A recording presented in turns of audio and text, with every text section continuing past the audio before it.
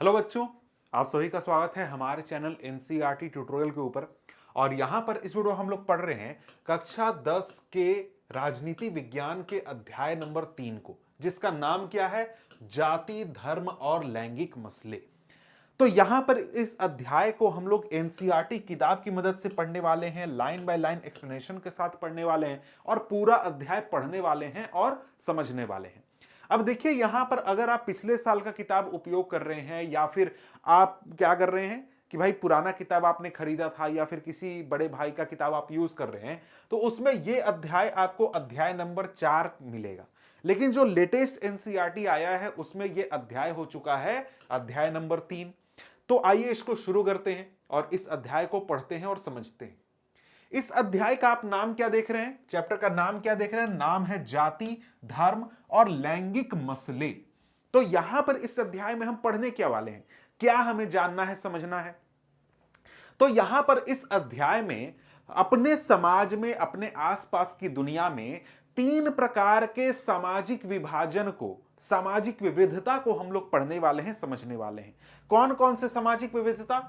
जाति के आधार पर जो विविधता है, हमारे देश में कई सारी जातियां हैं, उसका क्या प्रभाव पड़ता है समाज पर, समाज का उनके ऊपर क्या प्रभाव पड़ता है। फिर धर्म की हम लोग बात करेंगे और फिर हम लोग लिंग की बात करेंगे। तो तीनों सामाजिक विभाजन को, सामाजिक विविधता को हम यहां पर पढ़ने वाले हैं, समझने वाले हैं और तीनों को हम लोग राजनीति से जोड़कर, यानी कि लोकतंत्र से जोड़कर देखने वाले हैं और उसके हिसाब से इन तीनों का क्या फायदा नुकसान है, ये सारी चीजें हम जानेंगे, समझेंगे। यहां पर ये आपके सामने है चैप्टर का परिचय, अध्याय का परिचय। तो मैं बार बार आपको कहता हूं कि अगर कोई भी चैप्टर के बारे में आपको जानना है कि भाई क्या पढ़ूं मैं, ये चैप्टर मुझसे क्या कहना चाहता है, तो आप उस चैप्टर का क्या करिए, परिचय पढ़ लीजिए। आपको अध्याय के बारे में, चैप्टर के बारे में पूरा पता चल जाएगा। ठीक है, यहां पर भी वही बात लिखा गया है जो कि मैंने कहा कि भाई सामाजिक विविधता लोकतंत्र के लिए खतरा नहीं है। सामाजिक विविधता हमारे समाज में है तो अच्छी बात है, और नहीं भी है तो भी कोई दिक्कत नहीं है। लेकिन यहां पर अगर उसकी बात राजनीति में, लोकतंत्र में होती है तो उसका कोई नुकसान नहीं होता है, बल्कि कई बार वो हमारे लिए लाभकर भी होता है। समझ गए? तो यही चीज हम यहां पर इस अध्याय में आगे फोकस करेंगे कि जब ये सामाजिक विविधता, यानी धर्म, जाति, लिंग के आधार पर जो विविधता है, इसकी बात जब राजनीति में की जाती है, लोकतंत्र में की जाती है, तो उसका लोकतंत्र के ऊपर क्या प्रभाव पड़ता है और लोकतंत्र का जातियों, धर्म और लिंग के विभाजन के ऊपर क्या प्रभाव पड़ता है। यही चीज हम यहां पर समझने वाले हैं, पढ़ने वाले हैं। तो आइए शुरू करते हैं अध्याय को। और अध्याय में सबसे पहले हम लोग क्या शुरू करेंगे? लैंगिक मसले और राजनीति।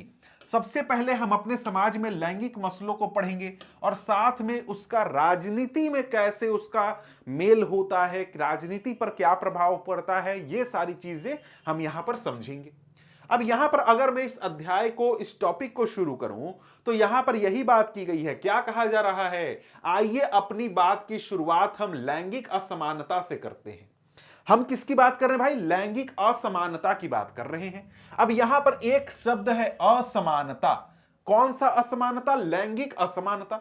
असमानता का मतलब तो आप समझ रहे हैं भाई कि इक्वल नहीं है, बराबर नहीं है, कोई ऊपर है, कोई नीचे है, कुछ ज्यादा है, कुछ कम है। तो यहां पर लैंगिक असमानता कहने का क्या मतलब है?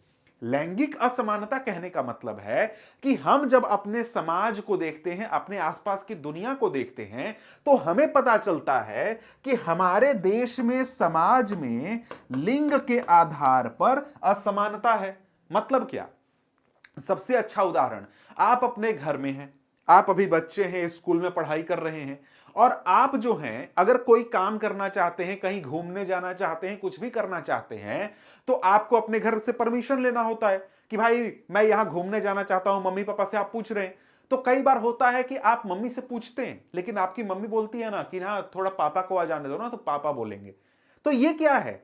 एक प्रकार का असमानता है कि भाई आपके घर में जो फाइनल डिसीजन है वो कौन ले रहा है? आपके पापा ले रहे हैं। तो भाई दोनों बराबर होने चाहिए, मम्मी पापा। ये क्या हुआ? एक प्रकार का असमानता है। किस आधार पर? लिंग के आधार पर, कि जो पुरुष होगा उसके पास ज्यादा ताकत है, महिला के पास कम ताकत है, पुरुष का फाइनल डिसीजन होता है। ये चीजें हमको हमारे समाज में हर तरफ देखने को मिलती है। आगे कहता है कि सामाजिक असमानता का यह रूप हर जगह नजर आता है, लेकिन राजनीति के अध्ययन में शायद ही इसकी पहचान की जाती है। सही बात है भाई, आप बच्चे हैं अभी, और अभी से आपको हर जगह पे दिख रहा होगा।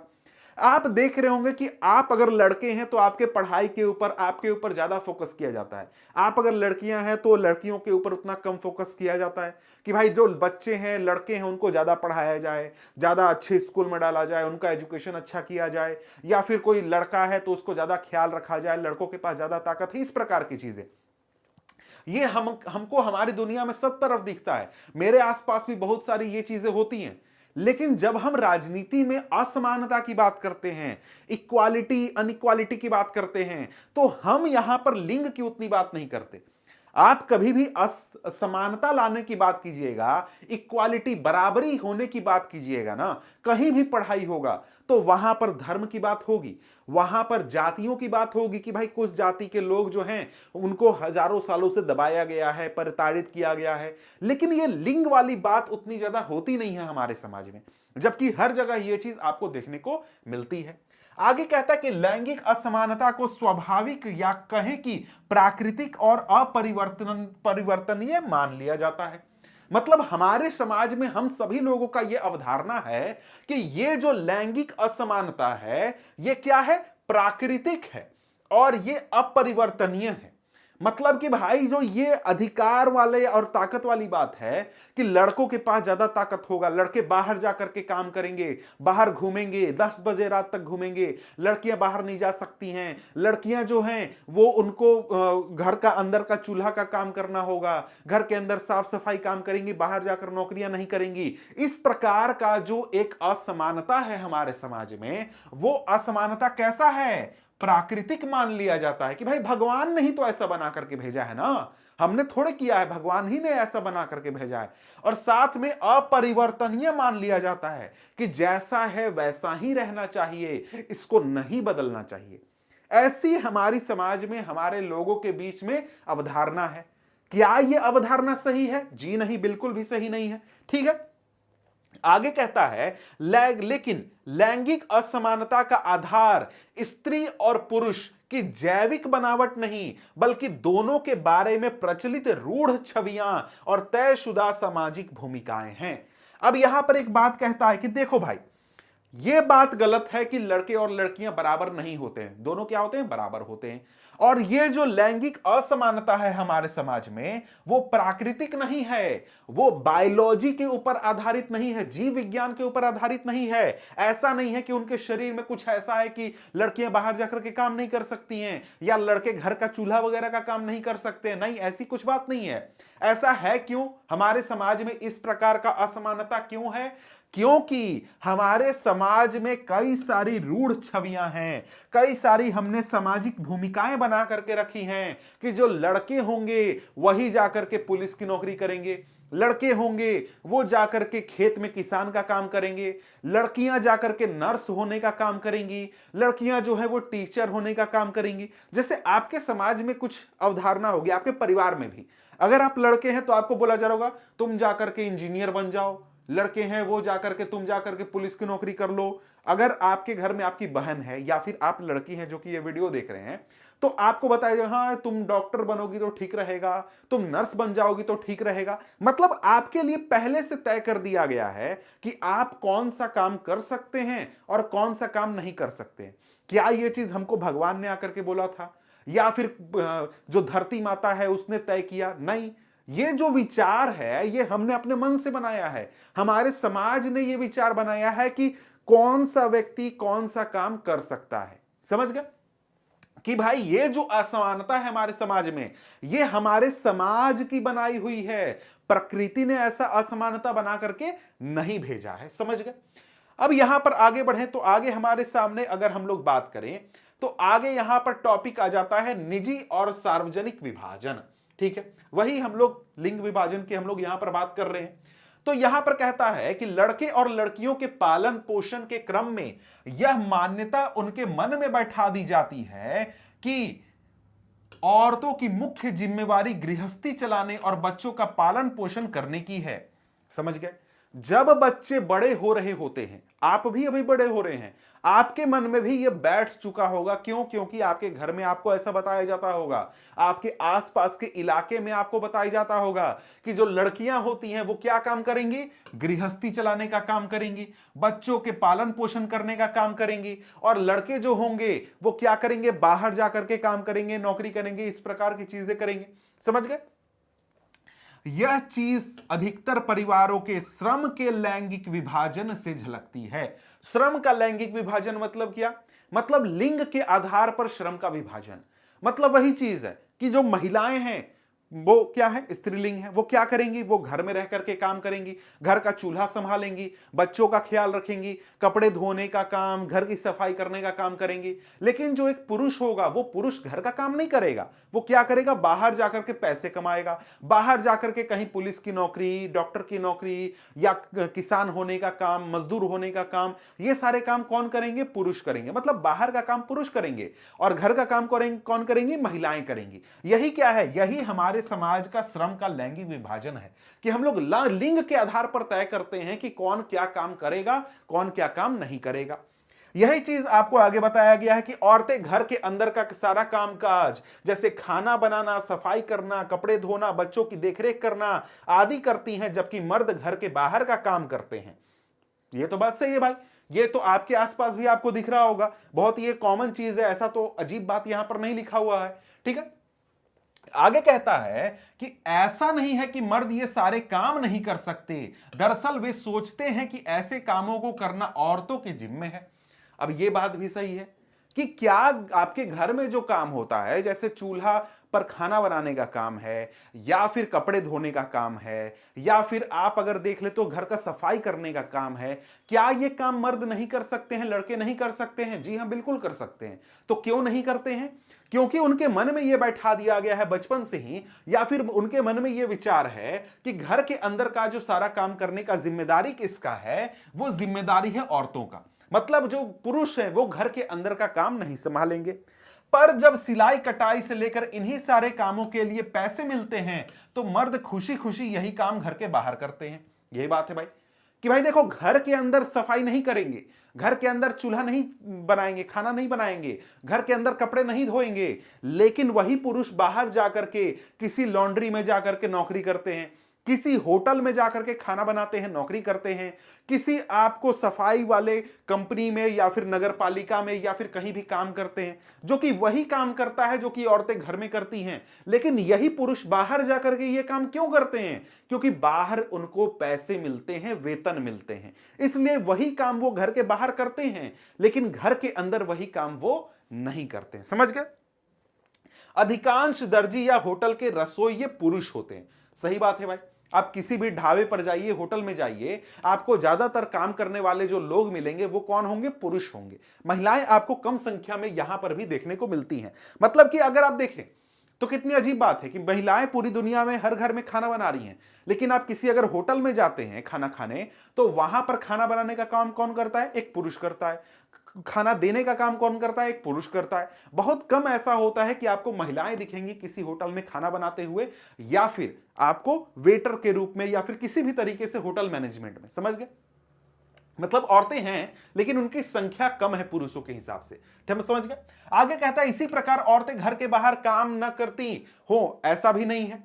मतलब कि महिलाएं जो हैं वो सिर्फ घर में बैठती हैं, घर में रहती हैं और घर के बाहर काम नहीं कर सकती हैं, ऐसी बात नहीं है। महिलाएं भी बाहर जाकर के बहुत सारे काम करती हैं। तो कैसे कैसे काम करती हैं? जैसे अगर आप गांव में रहते हैं तो गांव में आप देखते होंगे कि जो स्त्रियां होती हैं, आपकी बहन, आपकी माताएं, आपको देखने को ऐसा मिलता होगा कि जलावन जुटाने का काम करती हैं या फिर खेत में खटने का काम करती हैं। आज के जमाना में उतना आपको गैस सिलेंडर वगैरह हो गया है तो जलावन जुटाने का उतना समस्या नहीं है, लेकिन आज के 10 साल पहले, 20 साल पहले, 30 साल पहले तक गांव में आपको घर में अगर चूल्हा जलाना होता था तो वहां पर आपको लकड़ियां लगती थी और उन लकड़ियों को लाना होता था। तो ज्यादातर ये काम जो होता था औरतों के द्वारा किया जाता था कि भाई जाओ लकड़ी लेकर के आओ और चूल्हा जलाओ।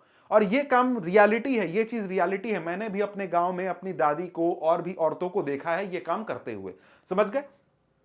और साथ में अगर आप खेत में भी देखें, किसानी का काम भी देखें, तो किसानी के काम में भी महिलाएं बहुत बढ़ चढ़कर शामिल होती हैं। उसमें वो हाथ बटाती हैं, देख रेख का काम करती हैं, सभी तरीके से वो शामिल होती हैं। तो ऐसा नहीं है कि सिर्फ महिलाएं घर के अंदर का काम करती हैं, बल्कि वो घर के बाहर का काम भी संभालने का काम करती हैं।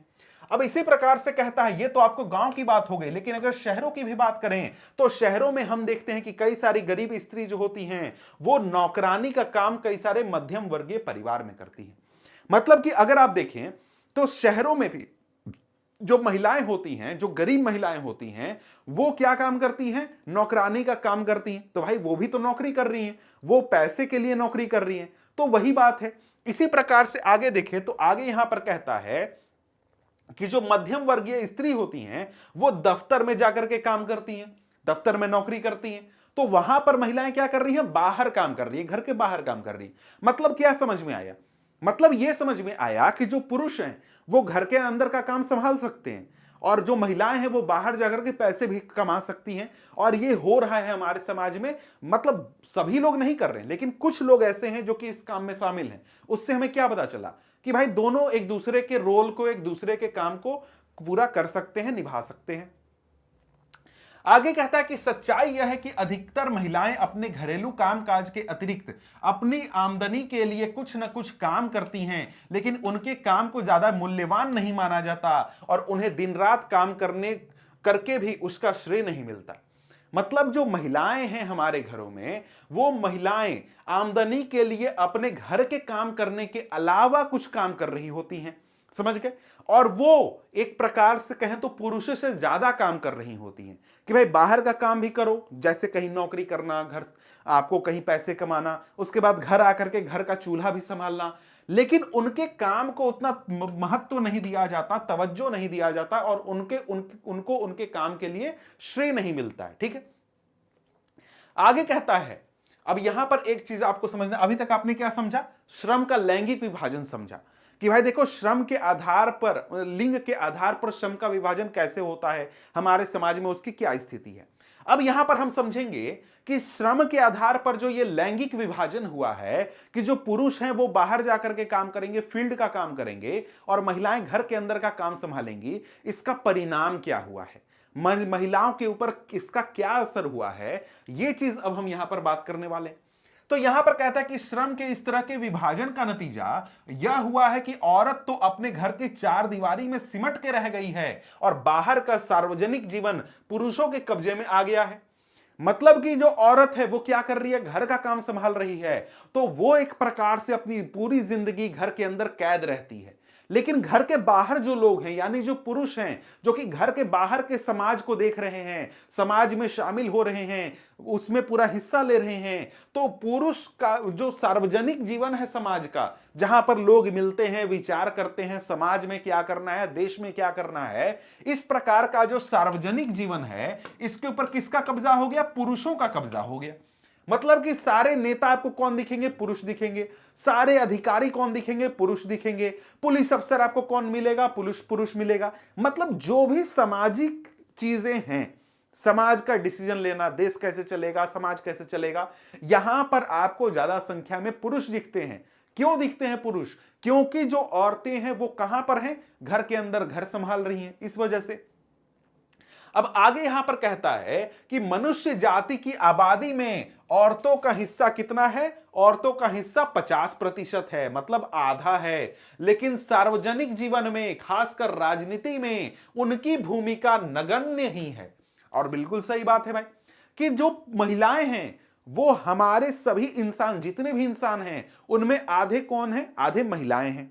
लेकिन अगर आप अपने देश के नेताओं की संख्या ही देखें तो नेताओं में महिलाओं की संख्या बहुत ही कम है। आपको अधिकारियों में महिलाओं की संख्या बहुत कम है। इसी प्रकार से तरह तरह की चीजों में आपको महिलाओं की संख्या बहुत ही कम देखने को मिलती है। ठीक है, आगे कहता कि यह बात अधिकतर समाजों पर लागू होती है। अब यहां पर एक बात और है कि भाई देखो, ऐसा नहीं कि सिर्फ और सिर्फ हमारे देश में ऐसी समस्या है, नहीं। आप अगर दुनिया के किसी भी देश में जाते हैं तो लगभग सभी समाज में यह समस्या है।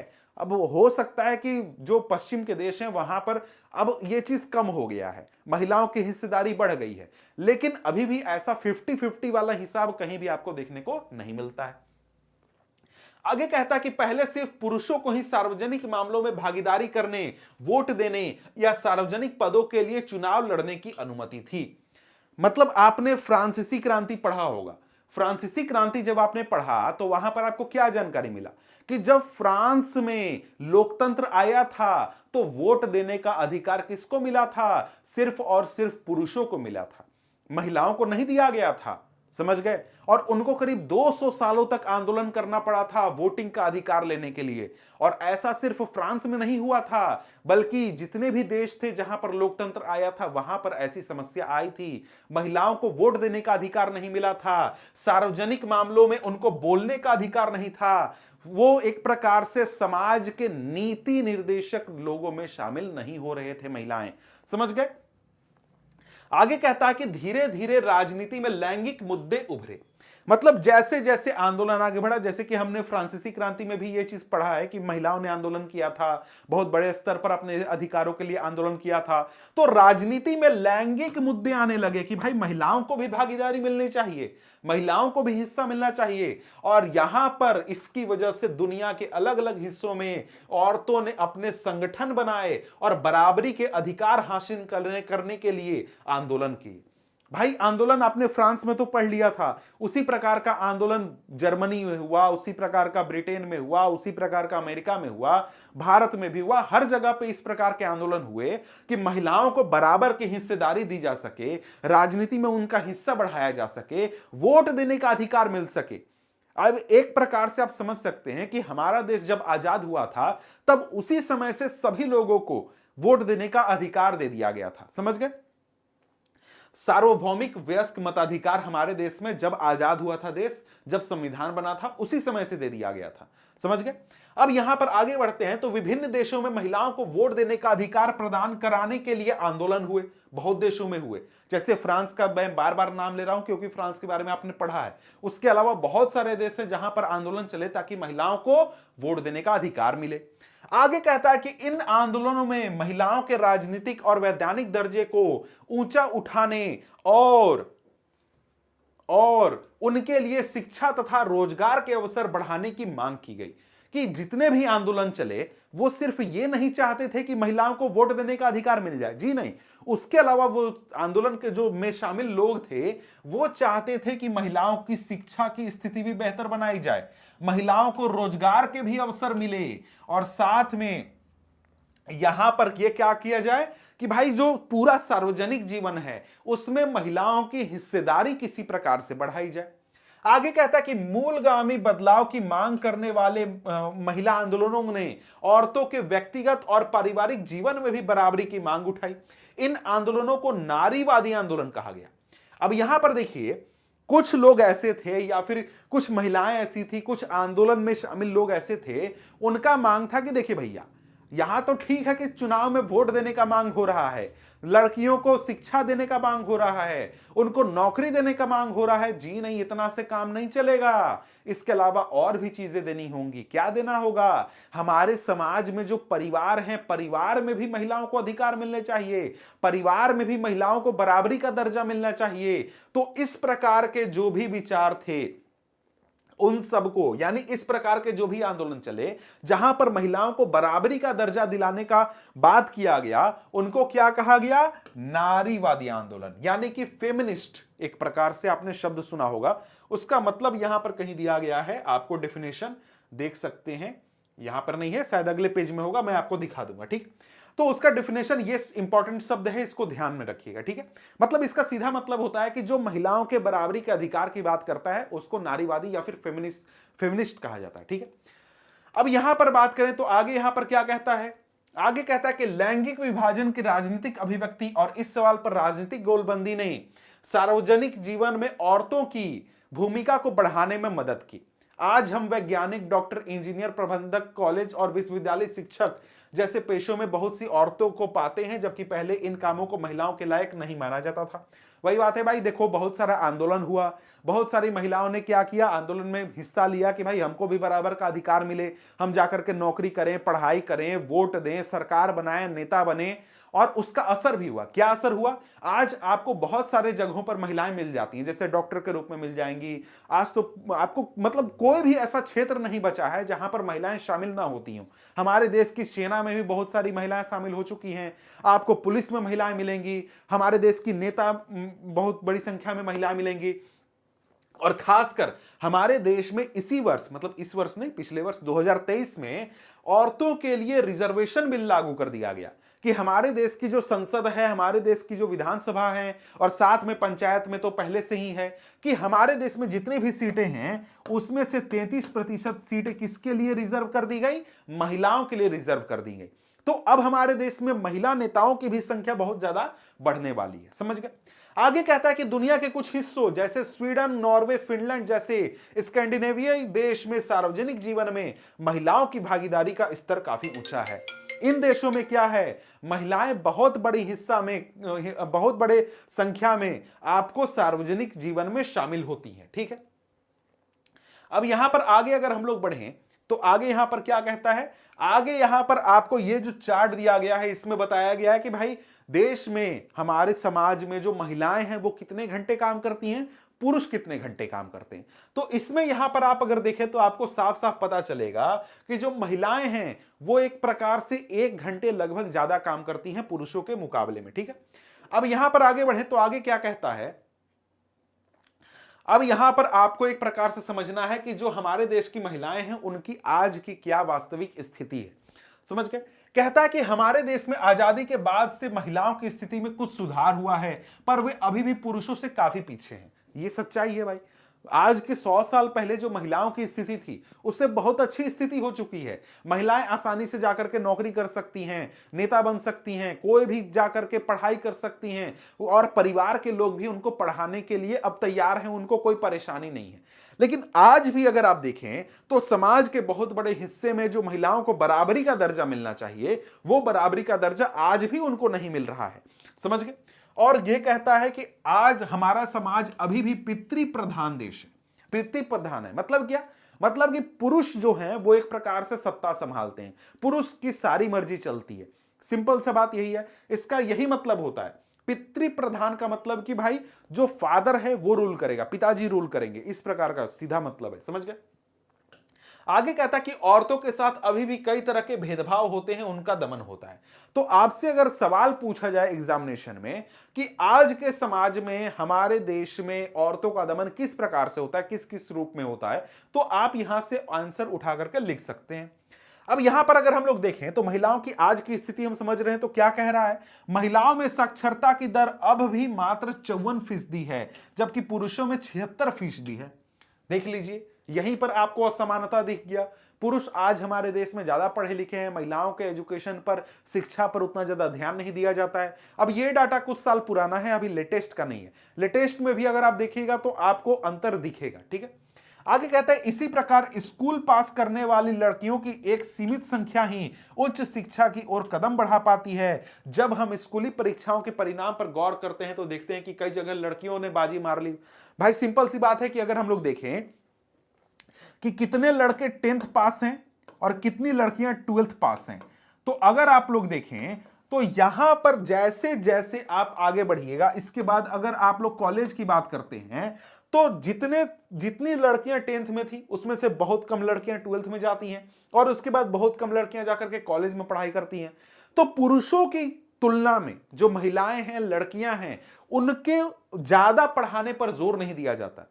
पिताजी जो होते हैं, परिवार के लोग होते हैं, वो पुरुषों को चाहते हैं कि भाई तुम क्या करो, बीटेक करो, एमटेक करो, पीएचडी करो, जो भी करना है करो। लेकिन जब महिलाओं की बात आती है, लड़कियों की बात आती है, तो उनको 12th पास कर ली ना, कोई अब आगे पढ़ने का जरूरत नहीं है, बीएससी पास कर ली ना, तुमको घर में रहने का जरूरत है। इस प्रकार की भावना आ जाती है, इस प्रकार की बात आ जाती है। लेकिन अगर हम लोग देखें, उनकी गुणवत्ता की बात करें, उनके पढ़ाई के स्तर की बात करें, तो जो लड़कियां हैं उनका अगर हम लोग नंबर, मार्क्स वगैरह की बात करते हैं तो लड़कियां लड़कों के बराबर है, या फिर कहें कि उनसे आगे भी हैं। समझ गए? अब यहां पर यही बात आपको लिखी गई है कि भाई लेकिन आगे की पढ़ाई के दरवाजे उनके लिए बंद हो जाते हैं, क्योंकि माँ बाप अपने संसाधनों को लड़के लड़की दोनों पर बराबर खर्च करने की जगह लड़कों पर ज्यादा खर्च करना पसंद करते हैं। सही बात है भाई, ठीक है। आगे बढ़ते हैं। इस स्थिति के चलते अब भी ऊंची तनख्वाह वाले और ऊंचे पदों पर पहुंचने वाली महिलाओं की संख्या बहुत ही कम है। हमारे देश में ऊंचे ऊंचे पदों पर ऊंचे तनख्वाह वाले पदों पर महिलाओं की संख्या बहुत कम क्यों है? क्योंकि यहां पर जो परिवार वाले होते हैं वो लड़कों के शिक्षा पर, लड़कों को आगे बढ़ाने पर ज्यादा जोर देते हैं। समझ गए? आगे कहता है कि महिलाओं की संख्या बहुत ही कम है। भारत में औसतन एक स्त्री एक पुरुष की तुलना में रोजाना 1 घंटे ज्यादा काम करती है, पर उसको ज्यादातर काम के लिए पैसे नहीं मिलते, इसलिए अक्सर उसके काम को मूल्यवान नहीं माना जाता है।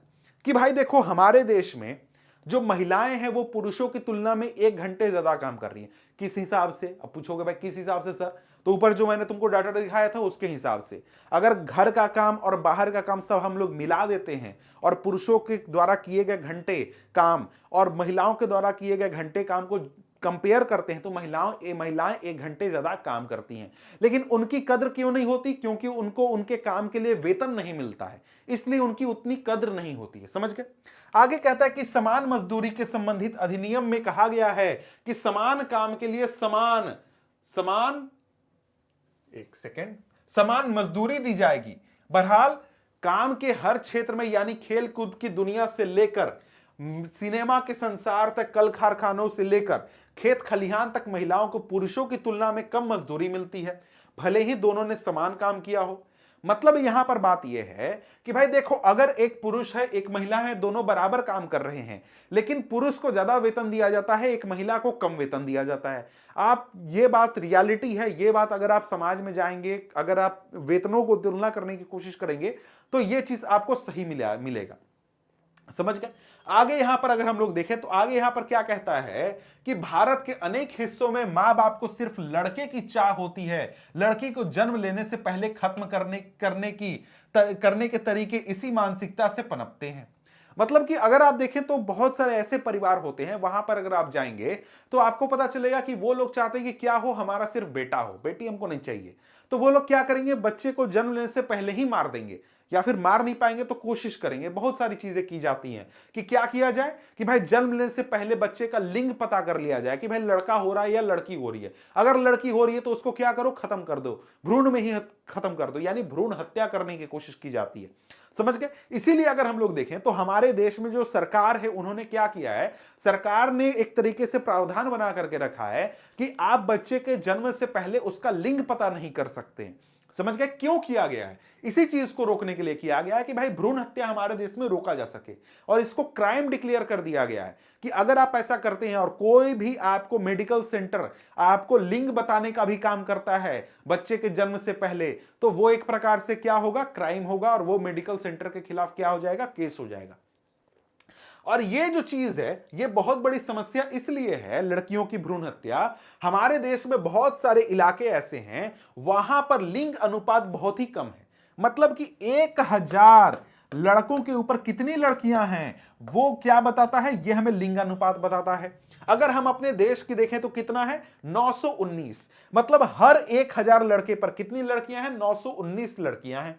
और अगर हम भारत का नक्शा देखें तो बहुत सारे इलाकों में 850 और बहुत सारे इलाकों में 800 तक का आंकड़ा पहुंच चुका है। अगर आप ये नक्शा देखना चाहते हैं तो नक्शा ये देखिए, ये नक्शा हमें क्या दिखा रहा है, ये नक्शे में आपको जो भी ये लाल रंग में दिख रहा है, ये वाला हो गया, ये पूरा इलाका हो गया, ये छत्तीसगढ़ हो गया, केरल हो गया, यहां पर 1000 लड़कों पर 951 से ज्यादा लड़कियां हैं। लेकिन जो हरा वाला है वहां पर ये पूरा इलाका हो गया, ये पूरा इलाका, यहां पर मणिपुर नागालैंड हो गया, इन इलाकों में 926 से 950, उसी प्रकार से 901 से 925, यहां पर 901 से 925 है। इसके बाद आपको अगर आप देखें तो और कौन है, ये वाला इलाका हो गया, यहां पर कितना है, यहां पर आपको 876 से 900। और सबसे कम कहां पर है, सबसे कम यहां पर इस इलाके में, दिल्ली में, जम्मू कश्मीर में, इन इलाकों में क्या है, 875 से भी कम।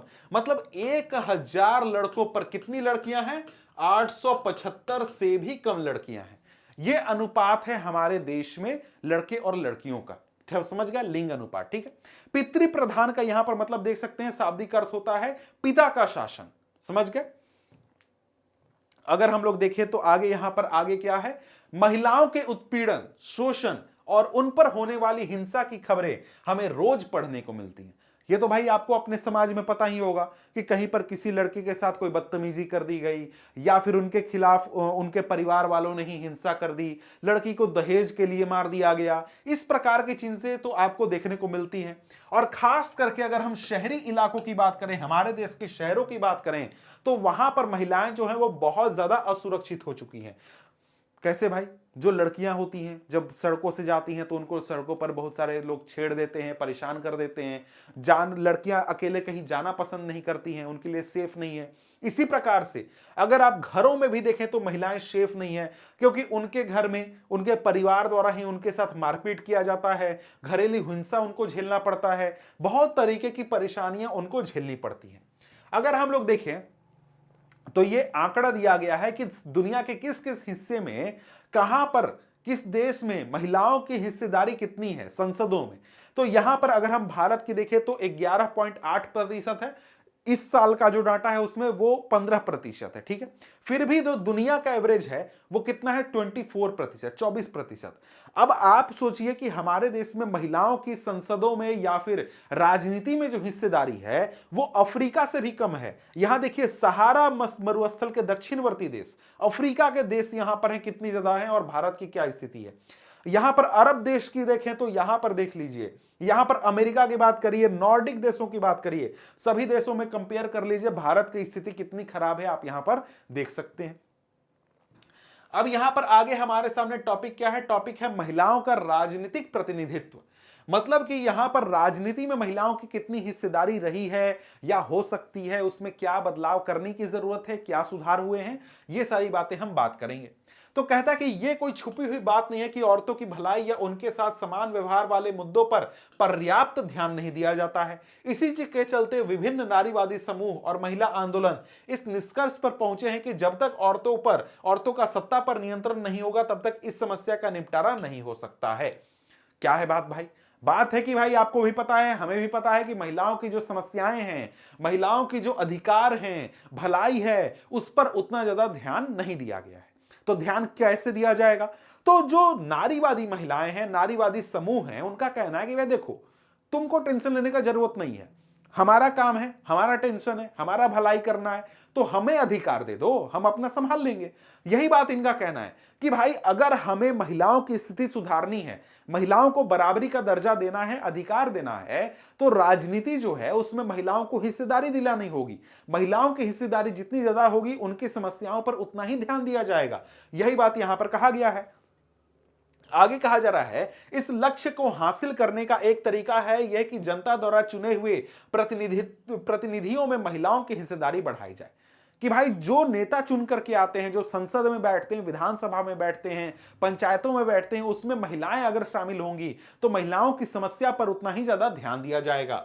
आगे अगर हम लोग बात करें तो आगे कहता है कि भारत की विधायिका में महिला प्रतिनिधित्व का अनुपात बहुत ही कम है। ये तो आपने समझ लिया, बहुत कम है। तो यही चीज कहता है कि लोकसभा में महिला सांसदों की संख्या पहली बार 2019 में 14.36% पहुंच सकी है। राज्य की विधानसभाओं में उनका प्रतिनिधित्व 5% से भी कम है, 5% से भी कम है। ये तो आपको पता है, साफ साफ आप देख रहे हैं। इस मामले में भारत का नंबर दुनिया के देशों में काफी नीचे है। वो तो हमने दिखाया कि भाई भारत कितना कम है, पूरी दुनिया का एवरेज कितना है, अफ्रीका देश कितने हैं, नॉर्डिक देशों की संख्या कितनी है और भारत की कितनी है। तो ये भाई आप देख सकते हैं। आगे कहता है कि भारत इस मामले में अफ्रीका और लातीन अमेरिका के कई विकासशील देशों से भी पीछे है। कभी कभार कोई महिला प्रधानमंत्री या मुख्यमंत्री की कुर्सी तक आ गई है तो मंत्रिमंडलों में पुरुषों का ही वर्चस्व रहा है। मतलब जैसे उदाहरण के लिए आप देख सकते हैं, जब इंदिरा गांधी प्रधानमंत्री थी तो इंदिरा गांधी प्रधानमंत्री थी, लेकिन उनके जो मंत्रीगण थे या फिर उस समय के संसद में जो लोग बैठे हुए थे, सांसद थे, वो उनमें से ज्यादातर कौन लोग थे? पुरुष थे। ज्यादातर पुरुष ही उस पद पर पहुंचे थे। इसी प्रकार से जब जयललिता तमिलनाडु की सीएम बनी थी तो उनके जो कैबिनेट थे, उनमें जो मंत्री थे, जो विधायक थे, वो कौन थे? पुरुष थे। इसी प्रकार से बहुत सारी महिलाएं हैं जो कि ऊंचे पदों पर पहुंची हैं, लेकिन उनके ही समय में जो विधायक रहे हैं, मंत्री रहे हैं, वो कौन रहे हैं? पुरुष रहे हैं। समझ गए? अब आगे यहां पर बात करें तो आगे कहता है कि इस समस्या को सुलझाने का एक तरीका तो निर्वाचित संस्थाओं में महिलाओं के लिए कानूनी रूप से एक उचित हिस्सा तय कर देना है। मतलब कि भाई महिलाओं के लिए आरक्षण की बात हो रही है कि महिलाओं का सीट रिजर्व कर दिया जाए कि इतने प्रतिशत महिलाएं आएंगी तब यह समस्या सुधर सकती है। और यह समस्या हमारे देश में सुधार दी गई है। कहां पर सुधारी गई? पहले तो हमारे देश में जो पंचायती राज व्यवस्था लागू की कर दी गई, वहां पर 33% सीटें आरक्षित कर दी गई। किसके लिए? महिलाओं के लिए, कि जो महिलाएं होंगी वो 33% सीटों पर आएंगे, उनके लिए सीटें आरक्षित कर दी जाएंगी। जैसे कि जो पंचायत होंगे, नगर पालिका होंगे, वहां पर आपको ये सीटें आरक्षित कर दी गई। और अगर हम लोग देखें तो आज के समय में बहुत बड़े स्तर पर करीब 10 लाख की संख्या में 10 लाख से ज्यादा पंचायती राज के सदस्यों के रूप में महिलाएं चुन करके आती हैं। कहीं पर मेयर के रूप में, कहीं पर मुखिया के रूप में, कहीं पर वार्ड सदस्य के रूप में महिलाएं चुन करके आती हैं। अब यहां पर इसके बाद जो ये हिस्सा है आपका, ये हिस्सा थोड़ा सा अपडेट हो चुका है। कैसे अपडेट हो चुका है? तो यहां पर यह कहा जा रहा है कि जो महिला संगठन और कार्यकर्ताएं हैं, उनकी मांग है कि भाई लोकसभा और विधानसभा में इसी प्रकार का आरक्षण दिया जाए कि महिलाओं के लिए भी क्या किया जाए? 33% आरक्षण कर दिया जाए लागू। तो यहां पर कहता है कि भाई देखो, पास नहीं हुआ, आरक्षण देना चाहिए, यह विधेयक लाया गया था, पास नहीं हुआ, राजनीतिक पार्टियां सहमत नहीं है, इस प्रकार की बातें लिखी गई हैं। लेकिन आज के समय में अगर मैं आपको बता दूं तो आज के समय में हमारे देश में यह बिल भी पास हो चुका है। महिलाओं के लिए 33% सीटें लागू कर दी गई हैं कि भाई आरक्षित रहेंगी हमारे देश की लोकसभा में भी और हमारे देश की विधानसभा में भी। समझ गए? अब यह चीज तुरंत लागू नहीं होगा। लागू कब होगा? जब हमारे देश में सीटों का परिसीमन होगा। परिसीमन क्या होता है? देखो, हर चुनाव के बाद या फिर 2-4 चुनाव के बाद जो हमारे देश का निर्वाचन आयोग है वो देखता है कि किस हिस्से में आबादी बढ़ गई, घट गई, या फिर हमारे समाज में क्या बदलाव आया है। उस हिसाब से जो देश में जो लोकसभा की सीटें हैं, विधानसभा की सीटें हैं, उनके आकार में बदलाव किया जाता है, क्षेत्र में बदलाव किया जाता है। तो अगली बार जब भी ये क्षेत्रवार बदलाव होगा, परिसीमन किया जाएगा, उसके बाद यहां पर जो निर्वाचन आयोग है हमारे देश का, वो इस 33% के व्यवस्था को लागू करेगा और साथ में 33% में कौन सा सीट रिजर्व करना है, कौन सा नहीं करना है, कौन सा छोड़ देना है, ये कौन तय करेगा? ये तय करेगा हमारे देश का निर्वाचन आयोग। कब? जब भी परिसीमन होगा उसके बाद। परिसीमन कब होगा? तो फिलहाल तो 2026 के बाद ये परिसीमन होने की बात हो रही है, उसके बाद ये बिल लागू कर दिया जाएगा। समझ गए? अब आगे कहें तो आगे क्या कहता है कि लैंगिक विभाजन इस बात की एक मिसाल है कि कुछ खास किस्म के सामाजिक विभाजनों को राजनीतिक रूप देने की जरूरत है। अब भाई देखो, लैंगिक विभाजन को हमने देख लिया कि भाई क्या है, एक प्रकार का सामाजिक विभाजन है, सामाजिक विविधता है। तो भाई क्या इसको राजनीति में लागू करना चाहिए? राजनीति में इसकी बात होनी चाहिए? जी हां, बिल्कुल होनी चाहिए। राजनीति में बात होगी तभी तो उनको अधिकार मिलेगा, महिलाओं को अधिकार मिलेगा। तो क्या है, ये एक प्रकार से राजनीति में इसका उपयोग करना, लोकतंत्र में इसकी बात करना क्या है, हमारे समाज के लिए बेहतर है। ठीक है, आगे कहें तो आगे कहता है कि इससे यह भी पता चलता है कि जब सामाजिक विभाजन एक राजनीतिक मुद्दा बन जाता है तो वंचित समूहों को किस तरह लाभ होता है। यानी जिन लोगों के पास अधिकार नहीं है उनको अधिकार कैसे मिलता है, उनको फायदा कैसे पहुंचता है, यह चीज यहां पर हमें समझ लिया कि जब इस प्रकार के सामाजिक विभाजन की बात हमारे लोकतंत्र में या फिर राजनीति में होती है। तो आगे आपसे सवाल पूछ रहा है कि क्या आपको लगता है कि अगर महिलाओं से भेदभाव भरे व्यवहार का मसला राजनीतिक तौर पर ना उठता तो उनको लाभ मिल पाना संभव था? क्या महिलाओं की बात अगर राजनीति में नहीं होती, आंदोलन नहीं होते, राजनीतिक आंदोलन, क्या उनको बराबरी का अधिकार मिल सकता था? यह सवाल आपसे पूछा जा रहा है। तो यह चीज आपको सोच करके क्या करना है, जवाब देना है। ठीक, अब यहां पर आगे बढ़े तो ये पार्लियामेंट का तस्वीर आप देख रहे हैं, इसमें एक प्रकार का व्यंग किया गया है कि देखो पार्लियामेंट के गेट पर कौन बैठे हुए हैं, सारे पुरुष लोग घेर करके बैठे हुए हैं कि किसी प्रकार से महिलाओं को अंदर एंटर नहीं करने देना है। लेकिन अब ये एक प्रकार से आउटडेटेड हो चुका है, क्योंकि हमारे देश की संसद ने कानून को पास कर दिया, 33% जो है रिजर्वेशन लागू कर दिया गया। अब यहां पर हम लोग क्या बात करने वाले हैं, अगला टॉपिक हमारे सामने है। अगला टॉपिक क्या है, धर्म, सांप्रदायिकता और राजनीति। हम बात किसकी करेंगे, अब हम लोग धर्म की बात करेंगे। यानी एक तो सामाजिक विभाजन हमने पढ़ लिया, समझ लिया, उसका फायदा नुकसान देख लिया। अब यहां पर दूसरा सामाजिक विभाजन है धर्म, इसकी बात हम यहां पर करने वाले हैं। तो यहां पर कहता है कि आइए अब एकदम अलग किस्म के सामाजिक विभाजन की चर्चा करें, यानी धार्मिक अंतरों पर आधारित विभाजन की। मतलब क्या है, मतलब कि भाई लिंग आधारित जो विभाजन है उसको हमने पढ़ लिया, समझ लिया। अब हम लोग धर्म आधारित विभाजन की बात करने वाले हैं कि उसका लोकतंत्र के ऊपर क्या असर होता है, राजनीति में वो कैसे उपयोग होती है, और साथ में किस प्रकार से उसका समाज पर क्या असर होता है।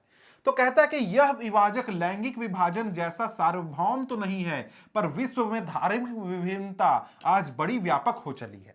मतलब क्या है भाई, देखो हम लोग क्या देखते हैं, हम लोग देखते हैं कि भाई जो लिंग के आधार पर जो विभाजन है वो सार्वभौमिक है, मतलब कि यूनिवर्सल है, पूरी दुनिया में हर जगह आप कहीं भी चले जाएं, किसी दुनिया में किसी भी कहीं भी, तो मेल फीमेल आपको मिल जाएंगे दुनिया के किसी हिस्से में।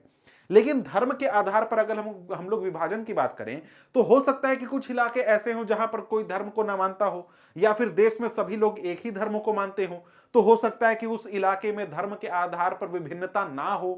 तो यहां पर कहता है कि विश्व में धार्मिक विभिन्नता आपको सार्वभौम नहीं है, लेकिन आज धीरे धीरे क्या हो रहा है, बहुत ही व्यापक हो रहा है। क्यों हो रहा है भाई, क्योंकि भारत समेत अनेक देशों में अलग अलग धर्मों को मानने वाले लोग रहते हैं। पर जैसा कि हमने उत्तर आयरलैंड के मामले में देखा, अगर लोग एक धर्म को माने लेकिन उसकी पूजा पद्धति और मान्यताएं अलग अलग हों, तब भी गंभीर मतभेद पैदा हो जाते हैं।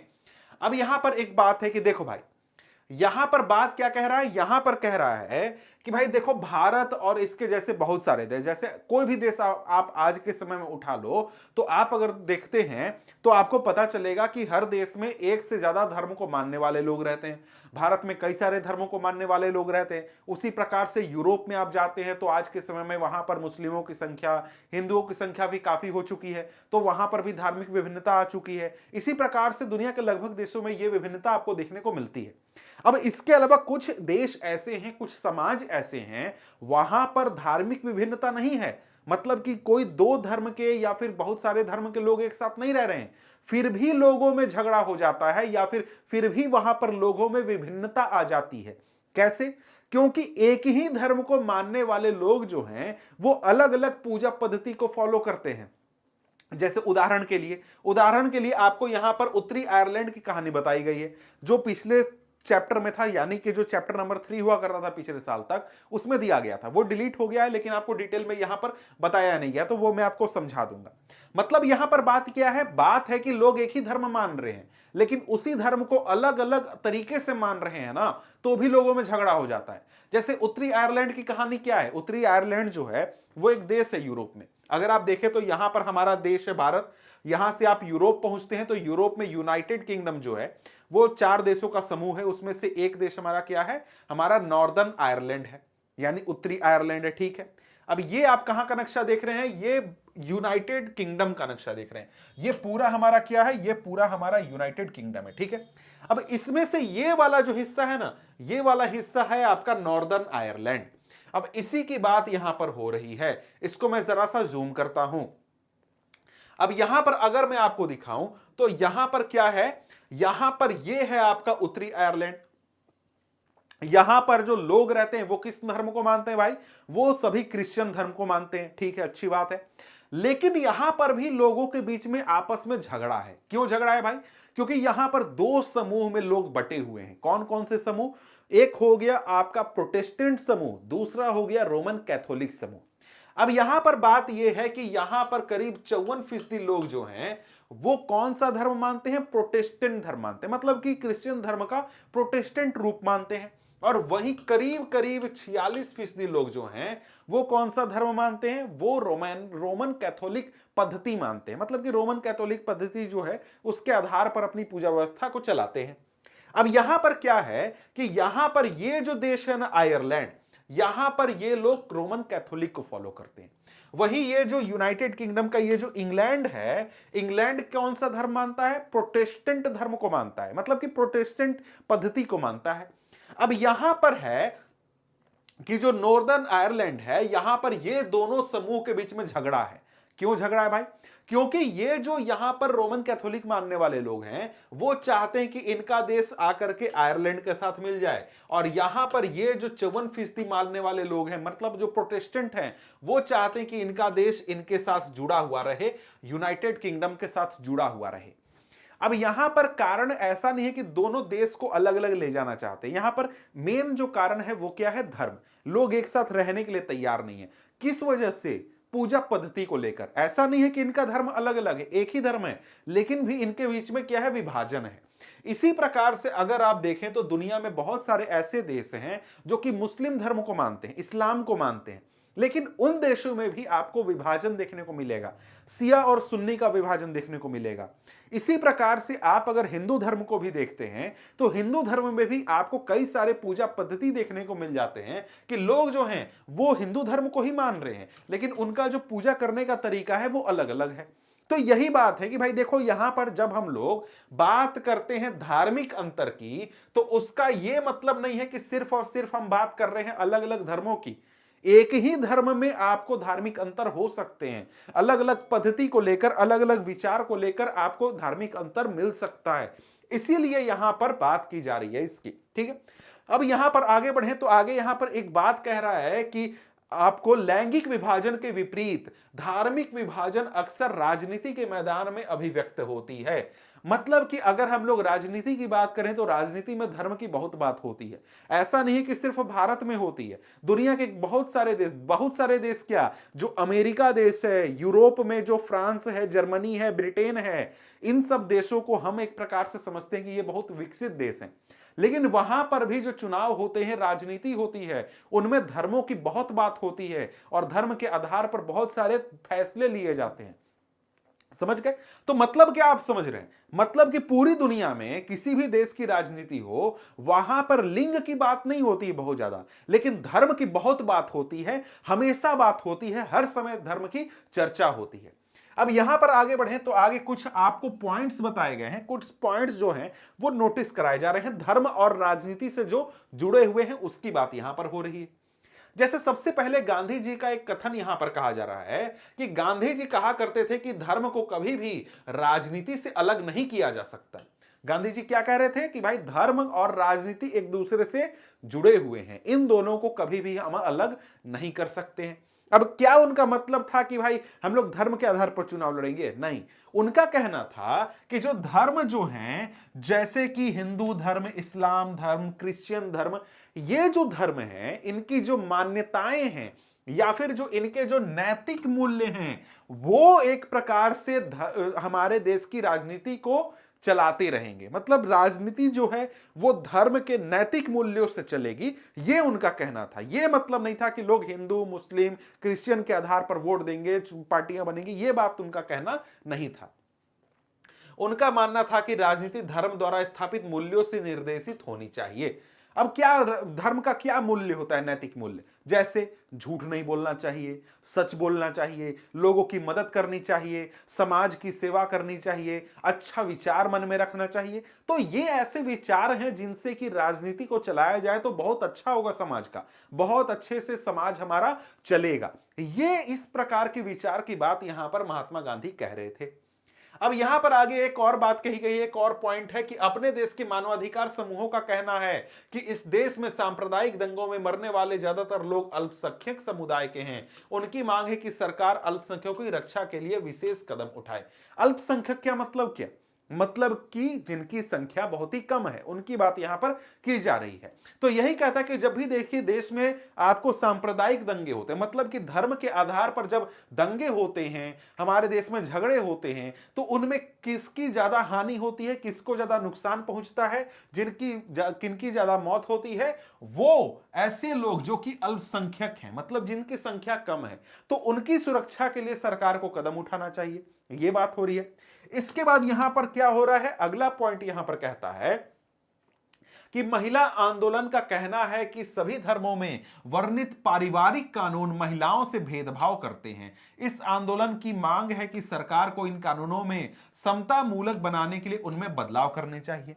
मतलब क्या, यहां पर महिला आंदोलन की बात हो रही है। जैसे कि हमने देखा था ना अभी लिंग आधारित विभाजन में कि बहुत सारी महिलाएं जो है अपने महिला अधिकारों के लिए आंदोलन करती हैं, उनकी बात हो रही है कि ये लोग कहते हैं कि देखिए जितने भी पारिवारिक कानून है, पारिवारिक कानून कहने का मतलब क्या, मतलब कि भाई जो संपत्ति है वो बेटा को मिलेगा कि बेटी को मिलेगा, या फिर जो गोद लेने की व्यवस्था है, या फिर अगर हम लोग देखें विवाह की व्यवस्था है, और अगर हम लोग देखें बहुत मतलब परिवार से जुड़े हुए जो भी नियम कानून है, वो हर धर्म के जो नियम कानून है वो क्या करते हैं, महिलाओं से भेदभाव करते हैं। मतलब जैसे उदाहरण के लिए अगर हम अपने देश में देखें तो हमारे धर्म में ये व्यवस्था है कि भाई देखो जो पिता की संपत्ति होगी वो बेटों को मिलेगी, बेटियों को नहीं मिलेगी। तो ये क्या है, एक पारिवारिक कानून है जो कि क्या करता है, महिलाओं से भेदभाव करता है।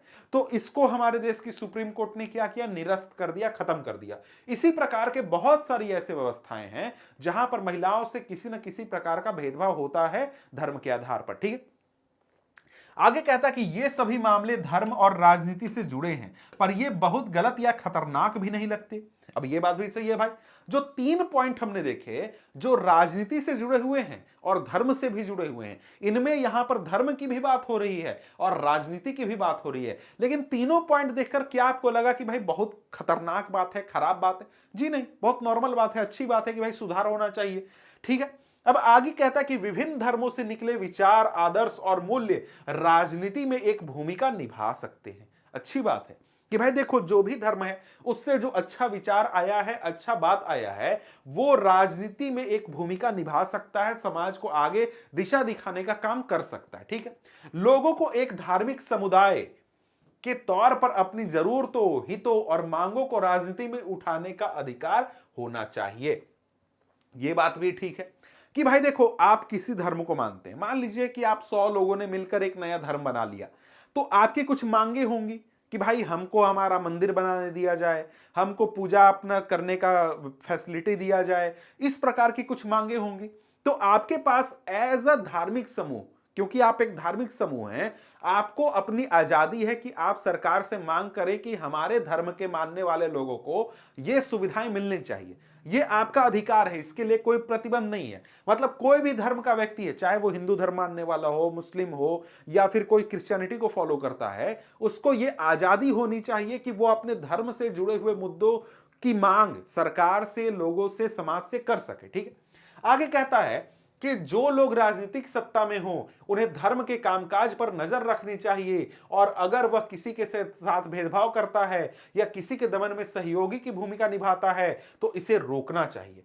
मतलब यहां पर यह है कि जो लोग सरकार में हैं, मतलब राजनीति में हैं, सत्ता में हैं, वो क्या करे, वो एक प्रकार से तो वो धर्म के कामकाज पर और उनके द्वारा जो भी काम किया जाता है, चाहे मतलब किसी का मदद हो, किसी के साथ भेदभाव हो, उसके ऊपर निगरानी होना चाहिए, या फिर अगर वो कुछ गड़बड़ करता है तो उसके ऊपर कोई रोक टोक होना चाहिए। आगे कहता है कि अगर शासन सभी धर्मों के साथ समान बर्ताव करता है तो उसे ऐसे कामों में कोई बुराई नहीं है। मतलब कि अगर जो शासन है, मतलब जो सरकार है, वो अगर लोगों के साथ बराबरी का व्यवहार रखता है तो उसका एक प्रकार से कोई बुरी बात नहीं है, वो ठीक ठाक है। अब यहां पर अगला चीज आ गया सांप्रदायिकता। अब ये सांप्रदायिकता क्या है भाई, धर्म और राजनीति का जो मेल जोल है उसी की बात यहां पर हो रही है। कैसे, देखिए अब यहां पर जो बुरी बातें हैं धर्म और राजनीति को मिलाने पर, उस पर यहां पर हम फोकस कर रहे हैं। कहता है कि समस्या तब शुरू होती है जब धर्म को राष्ट्र का आधार मान लिया जाता है। समस्या क्या है भाई, हम अपने धर्म की बात राजनीति में करें, कोई दिक्कत नहीं। सरकार से कुछ जरूरत है हमें तो हम अपनी मांग करें, कोई दिक्कत नहीं। दूसरा वाला भी मांग करेगा, कोई दिक्कत नहीं। प्रॉब्लम कब आएगा, प्रॉब्लम आएगा जब हम बोलें कि भाई सिर्फ और सिर्फ मेरा धर्म जो है वही इस देश में चल सकता है, कोई और दूसरा धर्म नहीं चल सकता है। समझ गए, ये जब विचार आ जाता है, इस प्रकार से जब राजनीति चलने लगती है तब समस्या आता है। कैसे, जैसे अगर हम लोग देखें उत्तरी आयरलैंड की हमने बात की थी, वहां पर इसी प्रकार का राष्ट्रवाद चल रहा था। जो रोमन कैथोलिक लोग थे वो कह रहे थे कि पूरा का पूरा देश क्या होगा, आयरलैंड के साथ मिलेगा। क्यों मिलेगा? क्योंकि ये आयरलैंड जो है वो उत्तरी आयरलैंड आयरलैंड का हिस्सा है, पहले से रहा है, और यहां पर रोमन कैथोलिक पहले माना जाता था, इसलिए होना चाहिए। इस प्रकार की बातें हो रही थी, समझ गए?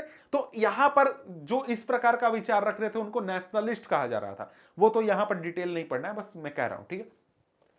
वहां पर इसी प्रकार का राष्ट्रवाद चल रहा था, और उसी प्रकार से जो प्रोटेस्टेंट थे वो क्या कर रहे थे? वो यूनियनिस्ट कहलाते थे, और वो चाहते थे कि हम क्या करें?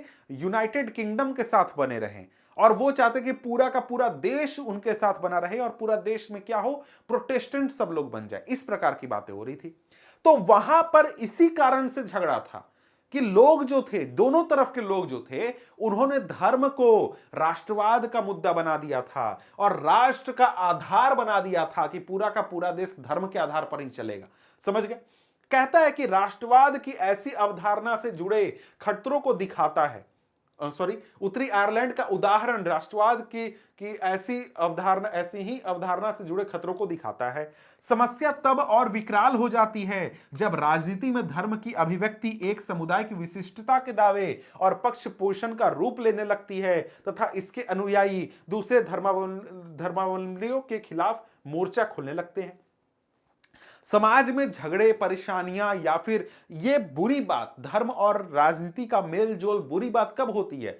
जब यहां पर राजनीति में धर्म की अभिव्यक्ति होने लगती है, धर्म की बात होने लगती है राजनीति में। और धर्म की बात ऐसा नहीं है कि अपनी मांगों को पूरा करने के लिए हो रहा है, नहीं, बल्कि दूसरों के दावों को खत्म करने के लिए, अपने पक्ष को मजबूत करने के लिए, और दूसरे धर्म के मानने वाले लोगों के खिलाफ जब बातें बोली जाती है तब वो बुरी बात बन जाती है, तब वो एक प्रकार से खतरा बन जाता है।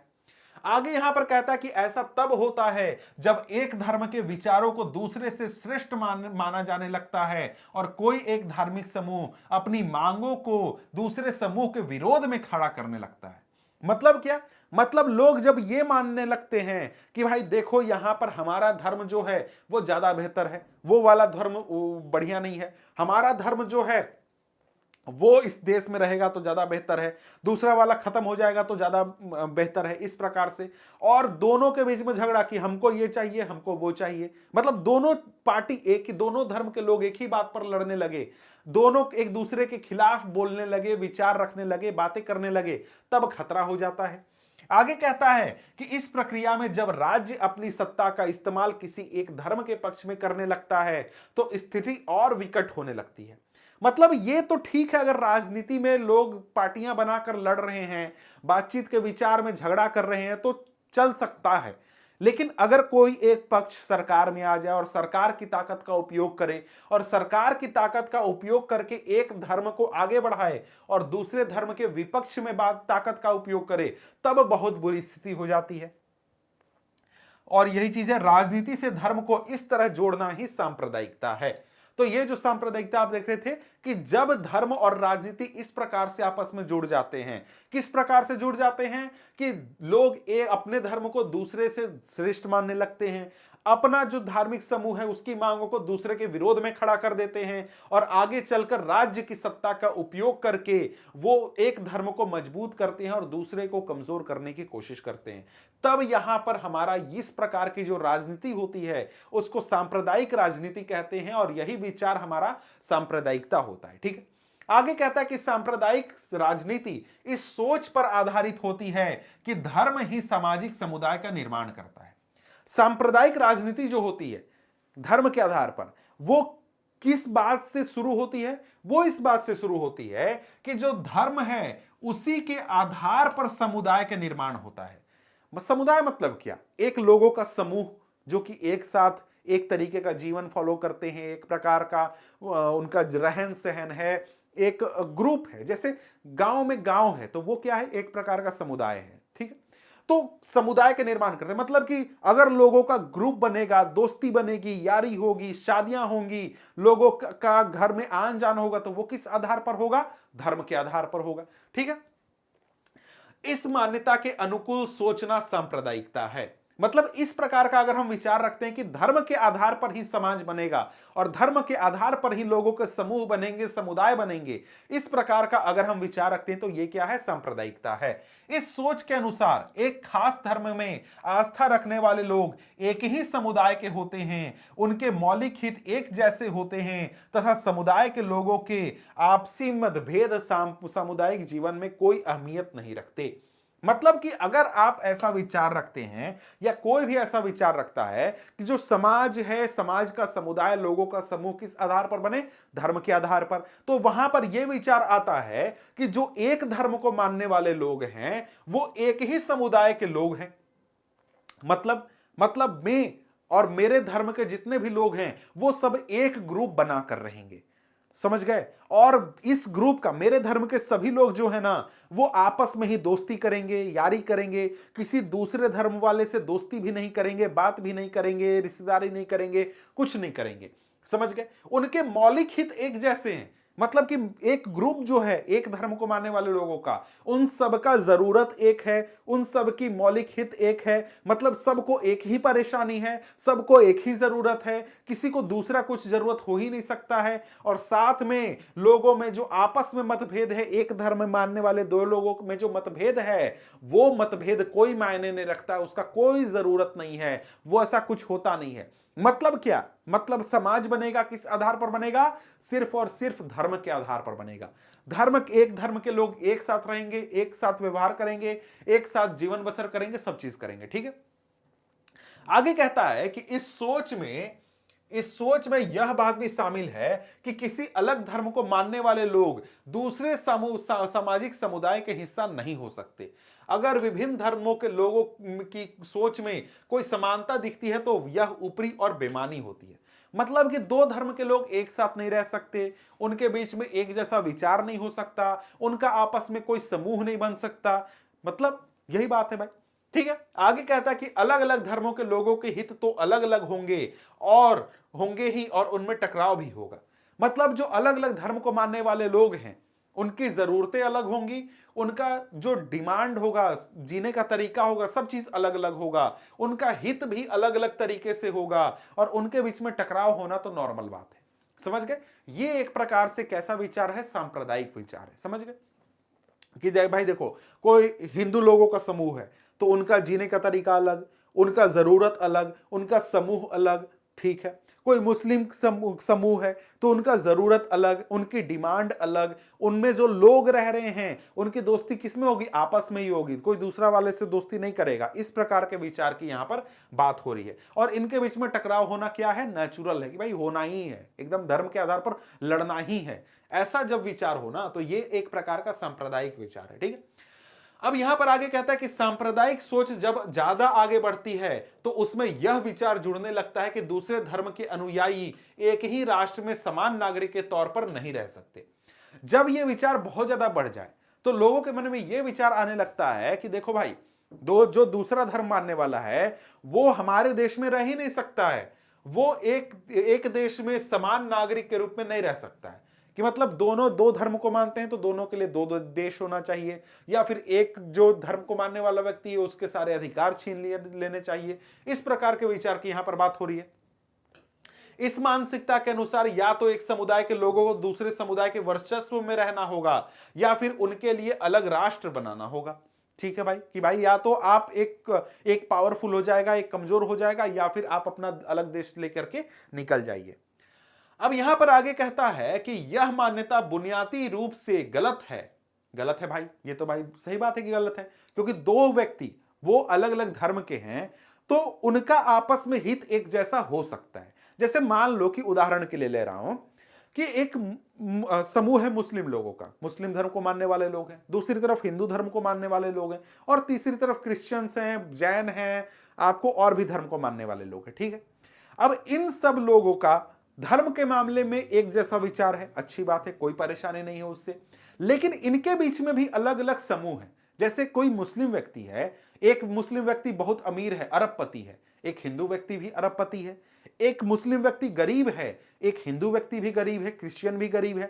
तो ये भले ही एक ही धर्म को मानते हैं, सब एक ही धर्म को मानते हैं, लेकिन जब यहां पर अमीरी गरीबी के बात आएगी तो एक अमीर मुस्लिम और एक अमीर हिंदू का आपस में क्या होगा, अच्छा यारी बनेगा, दोस्ती बनेगा, वो एक साथ बिजनेस करेंगे। एक गरीब मुस्लिम, गरीब हिंदू, गरीब क्रिश्चियन जो होगा वो एक साथ अच्छे से दोस्ती यारी चलेगा उनका। मजदूरों का जब आंदोलन होगा तो ये लोग साथ में जाकर के आंदोलन करेंगे, साथ में अपनी मांगे रखेंगे। तो ये जो विचार है कि धर्म के आधार पर ही समूह बनेगा और धर्म के आधार पर ही दोस्ती यारी या फिर आपका समूह बनेगा, तो ये गलत विचार है। क्यों गलत विचार है, उदाहरण के लिए आपने समझ लिया। कहता कि एक धर्म के लोगों के हित और उनकी आकांक्षाएं हर मामले में एक जैसी हो, यह संभव नहीं है। यह उदाहरण तो मैंने आपको दिखा दिया कि भाई जब मजदूरों की बात होगी तो मजदूर आपका हिंदू भी हो सकता है, मुस्लिम भी हो सकता है, क्रिश्चियन भी हो सकता है, जैन सिख कोई भी हो सकता है। और अगर आपको व्यापारी घरानों की बात हो तो वो मुस्लिम परिवार भी हो सकता है, हिंदू परिवार या फिर क्रिश्चियन कोई भी हो सकता है। हर व्यक्ति को कई तरह की भूमिका निभाता है, उसकी हैसियत और पहचान अलग अलग होती है। हर समुदाय में तरह तरह के विचार के लोग होते हैं भाई। सब लोग एक जैसे नहीं होते, सब लोगों की अपनी जरूरतें होती हैं, अपनी मांगे होती हैं। ये बात भी सही है। इन सभी को अपनी बात कहने का अधिकार है, इसलिए एक धर्म से जुड़े सभी लोगों को किसी गैर धार्मिक संदर्भ में एक करके देखना और उस समुदाय की विभिन्न आवाजों को दबाना है। मतलब उदाहरण के लिए अगर हम लोग देखें, जो मैंने उदाहरण दिया कि मुस्लिम समूह है, अमीर गरीब है, हिंदू समूह है, अमीर गरीब है, क्रिश्चियन है, अमीर गरीब है, सिख है, अमीर गरीब है। अगर ये तय कर दिया जाए कि हिंदू व्यक्ति जो है वो मुस्लिम व्यक्ति से बात नहीं करेगा, मुस्लिम क्रिश्चियन से बात नहीं करेगा, क्रिश्चियन जाकर के जैन से बात नहीं करेगा, तो क्या यह सही होगा? बिल्कुल सही नहीं होगा। क्योंकि जो हिंदू मजदूर है, क्रिश्चियन मजदूर है, मुस्लिम मजदूर है, उनको जब समस्या आएगी तो उनका समस्या किससे है?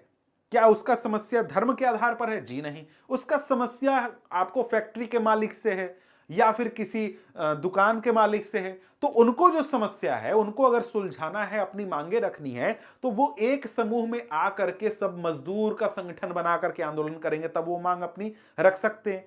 तो ये जो बात है कि दो धर्म को मानने वाले लोगों का एक जैसा विचार नहीं हो सकता, एक साथ समूह नहीं बना सकते, उनकी जरूरतें एक जैसी नहीं हो सकती, ये गलत विचार है। समझ गए?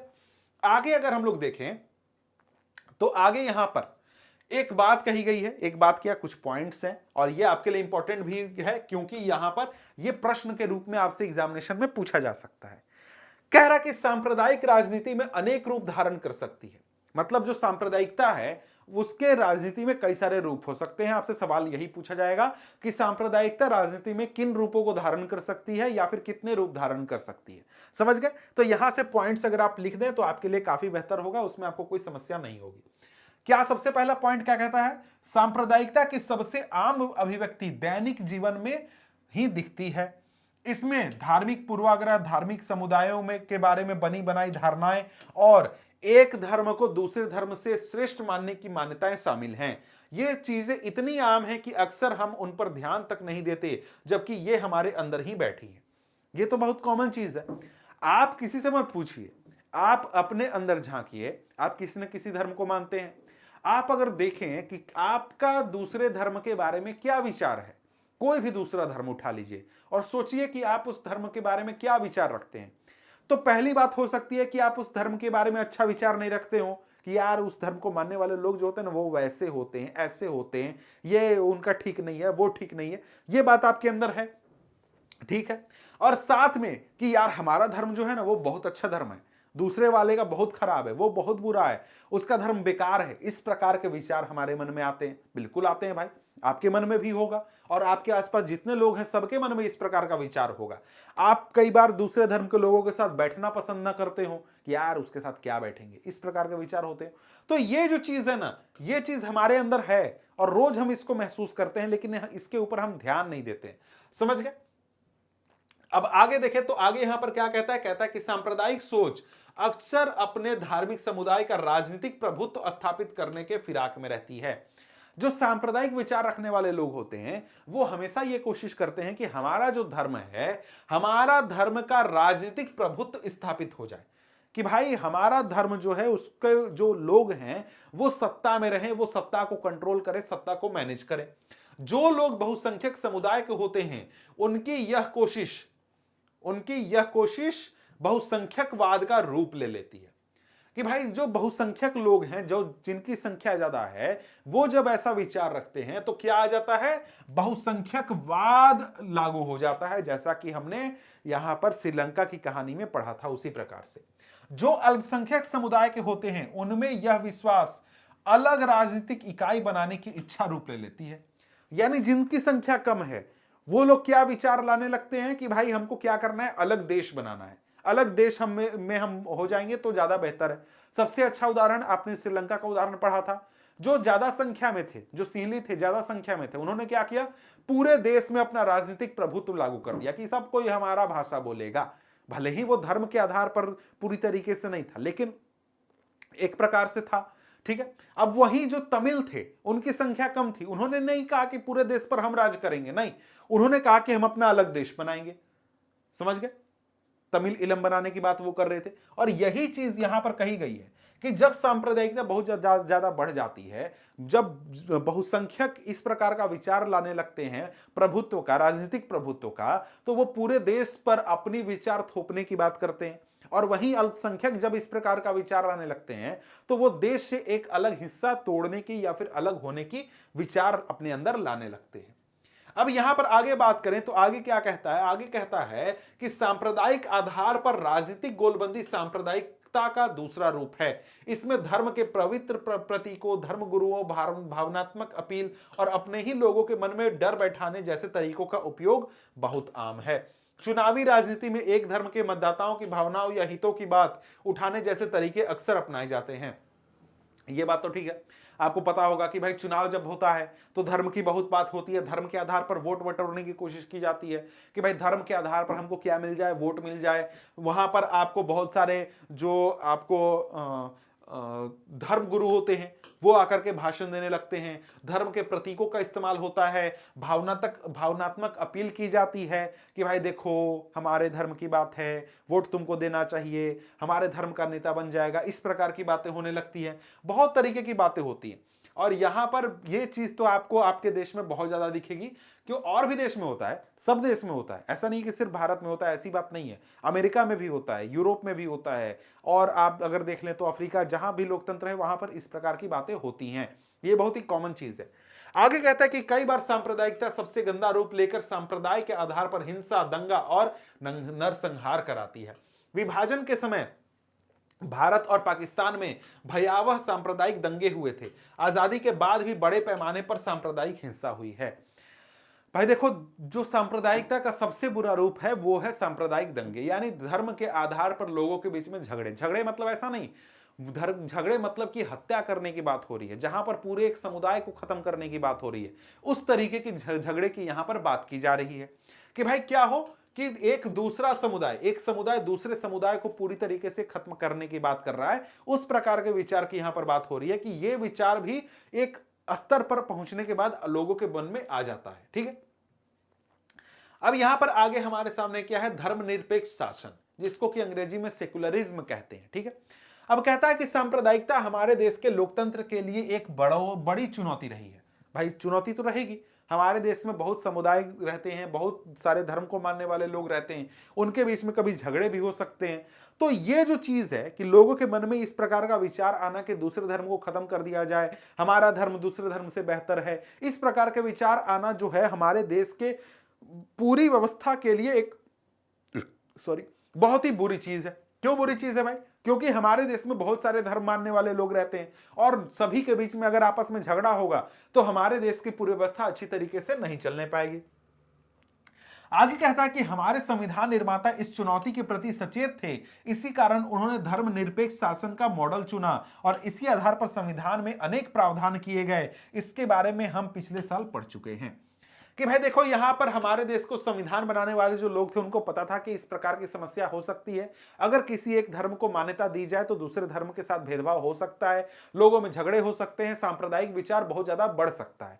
इसलिए यहां पर क्या किया गया, हमारे संविधान को बनाने वाले जो लोग थे उन्होंने हमारे देश में धर्मनिरपेक्षता को लागू कर दिया। क्यों लागू कर दिया?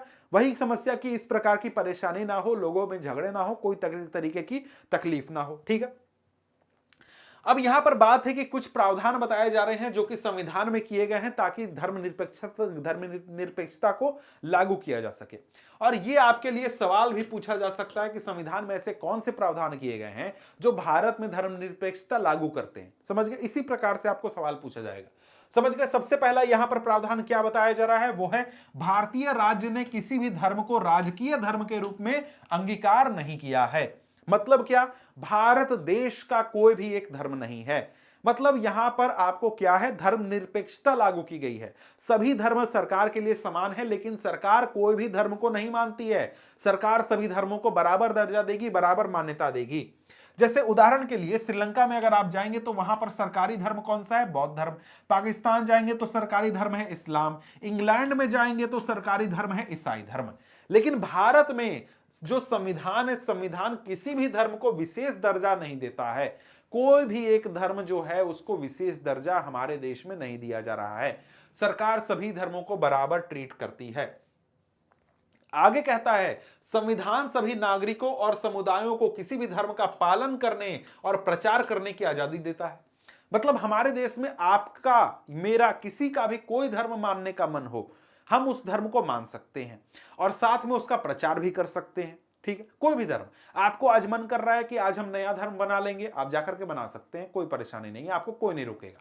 समझ गए? आप धर्म बदलना चाहते हैं, बदल सकते हैं, उसका प्रचार करना चाहते हैं, कर सकते हैं, कोई परेशानी नहीं है, आपको पूरी तरीके से आजादी है। आगे कहता है कि संविधान धर्म के आधार पर किए जाने वाले किसी भी तरह के भेदभाव को असंवैधानिक घोषित करता है। धर्म के आधार पर किसी भी व्यक्ति के साथ किसी भी प्रकार का भेदभाव नहीं किया जा सकता है। यह हमारे देश में क्या है? असंवैधानिक है। ठीक है? वैसे तो किसी भी आधार पर हमारे देश में भेदभाव नहीं हो सकता, उसमें एक धर्म भी ऐड कर दिया गया है। ठीक है? अब यहां पर आगे बढ़े तो आगे यहां पर क्या कह रहा है? आगे कह रहा है कि इसके साथ ही संविधान धार्मिक समुदायों में समानता सुनिश्चित करने के लिए शासन को धार्मिक मामलों में दखल देने का अधिकार देता है। जैसे यह छुआछूत की इजाजत नहीं देता। मतलब कि यहां पर यह भी सरकार को अधिकार दिया गया है कि अगर सरकार को लगता है कि किसी एक धर्म में किसी भी प्रकार का भेदभाव हो रहा है, कोई तकलीफ है, कोई परेशानी है, तो वहां पर सरकार उस धर्म में दखल दे सकती है। जैसे उदाहरण के लिए हमारे देश में छुआछूत की बहुत बुरी प्रथा थी कि भाई लोगों के साथ भेदभाव होता था। तो सरकार ने क्या किया? धर्म के मामलों में घुसा, उसके लिए कानून बनाया कि भाई तय किया कि भाई देखो, नहीं, धर्म के आधार, धर्म में, किसी भी धर्म में आप किसी भी प्रकार का छुआछूत आप नहीं कर सकते हैं। धर्म के आधार पर आप भेदभाव नहीं कर सकते। समझ गए? अब यहां पर आगे बढ़े तो आगे यहां पर क्या होता है, इस हिसाब से देखें तो धर्मनिरपेक्षता कुछ पार्टियों या व्यक्तियों की विचारधारा भर नहीं है, यह विचार हमारे संविधान की बुनियाद है। मतलब ऐसा नहीं है कि मैं आपको धर्मनिरपेक्ष विचार रख रहा हूं तो यह मेरा विचार है, या कोई पार्टी चुनाव में चिल्ला रही है तो उस पार्टी का विचार है। जी नहीं, हमारे देश का संविधान भी इसी विचार पर चल रहा है। यह हमारे देश का विचार है। समझ गए? इसी आधार पर हमारा देश चल रहा है। आगे कहता है कि सांप्रदायिकता भारत में सिर्फ कुछ लोगों के लिए ही एक खतरा नहीं है, यह भारत की बुनियादी अवधारणा के लिए भी एक चुनौती है, एक खतरा है। ठीक है? सांप्रदायिकता होगी तो हमारे देश के लिए बहुत बुरी बात है, हमारे देश की बुनियादी अवधारणा के लिए खतरा है ये। क्यों भाई? क्योंकि हमारे देश का बुनियाद क्या है? धर्मनिरपेक्षता। सरकार सभी धर्मों को बराबर दर्जा देगी। लेकिन अगर हम बराबर दर्जा ही नहीं दे रहे हैं तो हमारा फिर देश की काहे का फिर हमारा धर्मनिरपेक्ष। समझ गए? तो ये एक प्रकार से हमारे देश का मूल भावना है, धर्मनिरपेक्षता, और उसके ऊपर किसी भी तरीके का खतरा क्या है? हमारे लिए स्वीकार्य नहीं होना चाहिए।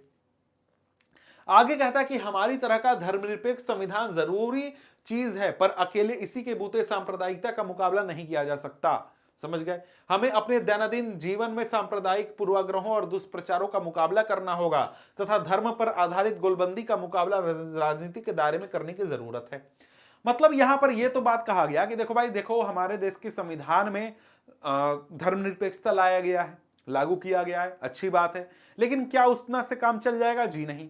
हमें अपने दैनिक जीवन में भी हमारे सामने जब भी सांप्रदायिक पूर्वाग्रह आए या फिर दुष्प्रचार आए दूसरे धर्म के बारे में, तो उसका भी हमें सामना करना होगा और उसको भी हमें खत्म करना होगा कि भाई किसी भी प्रकार से धर्म के आधार पर सांप्रदायिकता ना हो और उसके आधार पर लोगों में झगड़े एक प्रकार से ना हो। उसको रोकने के लिए हमें दैनिक इन चीजों का मुकाबला करना होगा, उसको खत्म करना होगा।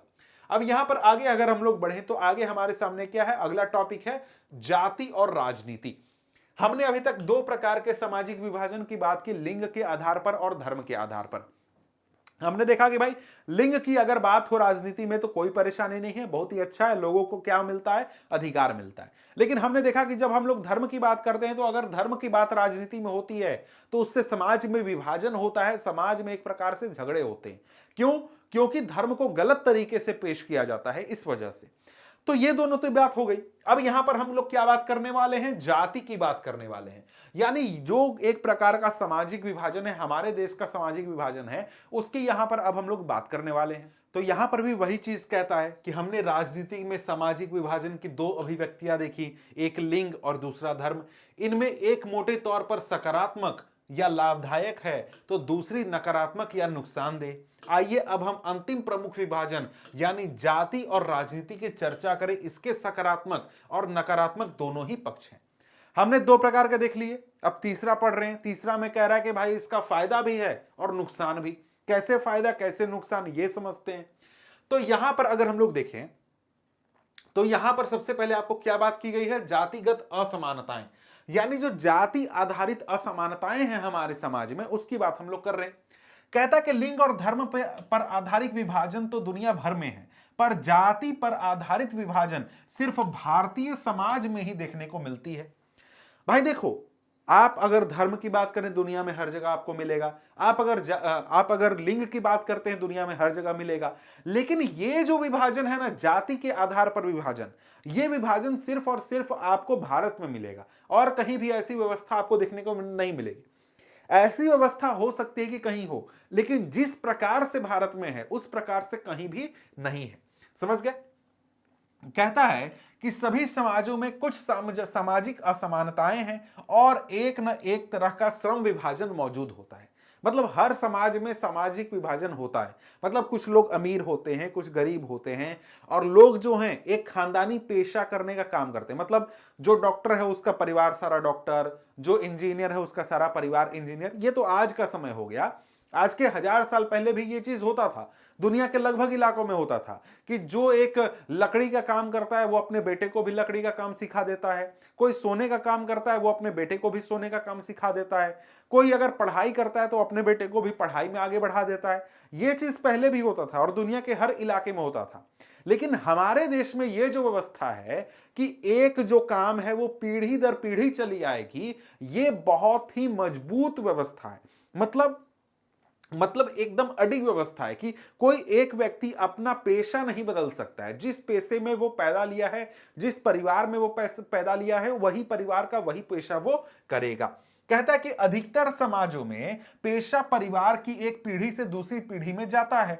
समझ गए कि भाई दुनिया के ज्यादातर जो समाज है वहां पर ये चीज होता है कि जो पिताजी हैं वो अपने बेटे को वही काम सिखाते हैं जो उनको आता है। जैसे अगर बढ़ई का काम करते हैं तो उनका बेटा भी बढ़ई का काम करेगा, सोनार हैं तो उनका बेटा भी सोना का काम करेगा, अगर वो एक प्रकार से कोई भी काम कर रहे हैं तो उनका बेटा भी वही काम करेगा। कई सदियों से उनका परिवार वही काम करते आ रहा है।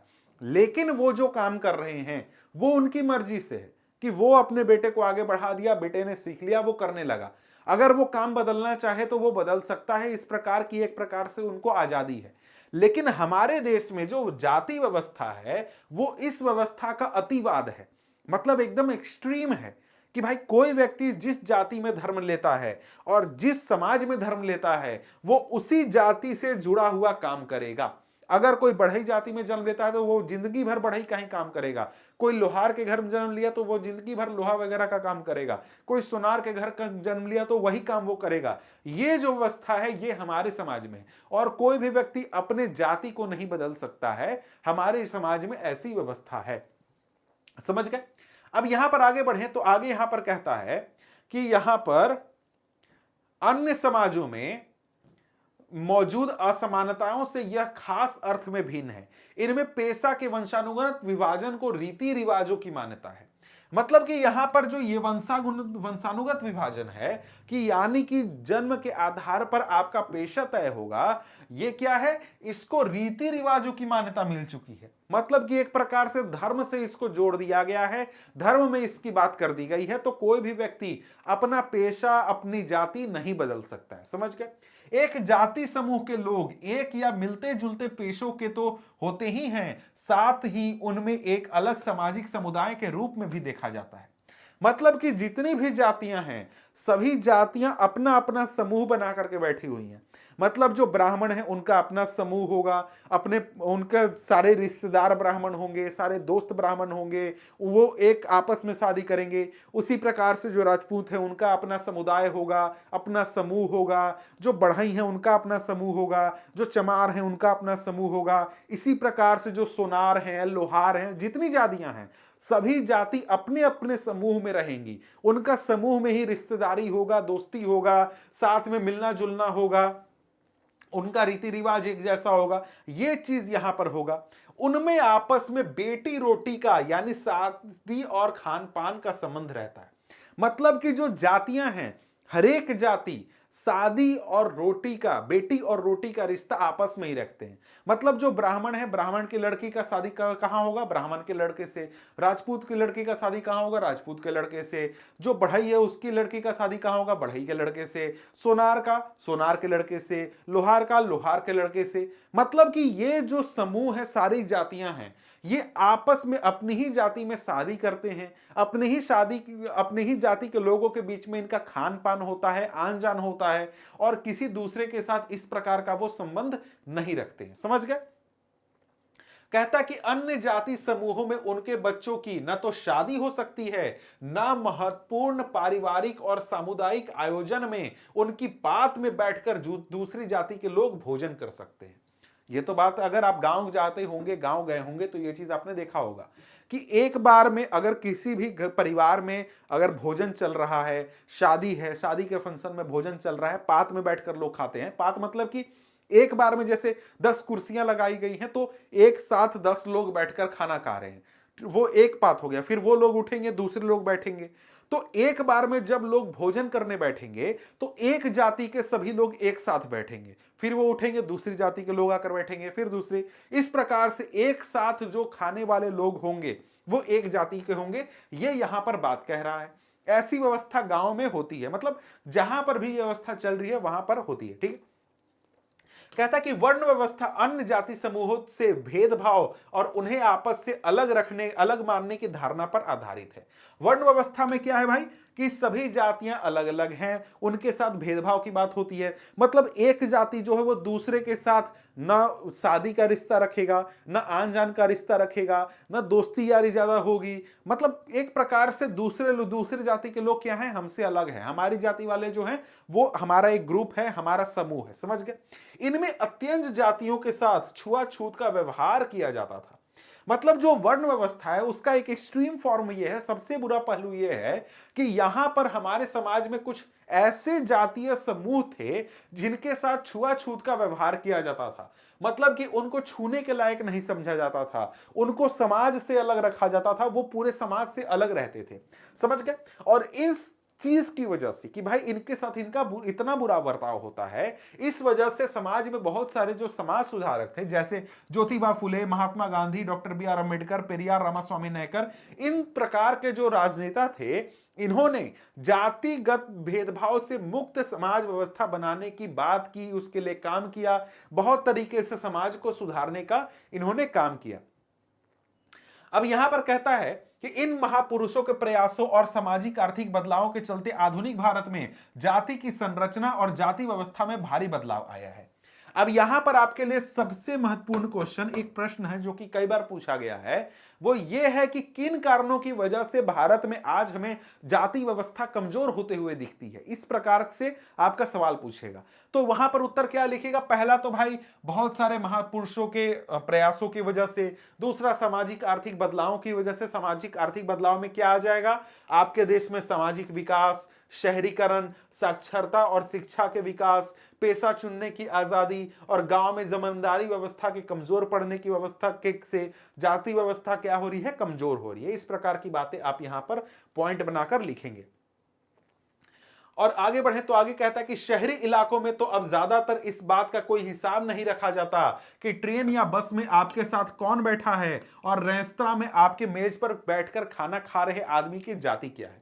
शहर में अगर हम लोग देखें तो आपको पता भी नहीं चलेगा कि आपके बगल में जो बैठा हुआ व्यक्ति है वो किस जाति का है, वो किस समुदाय से आता है, आपको उतना फर्क भी नहीं पड़ेगा। समझ गए?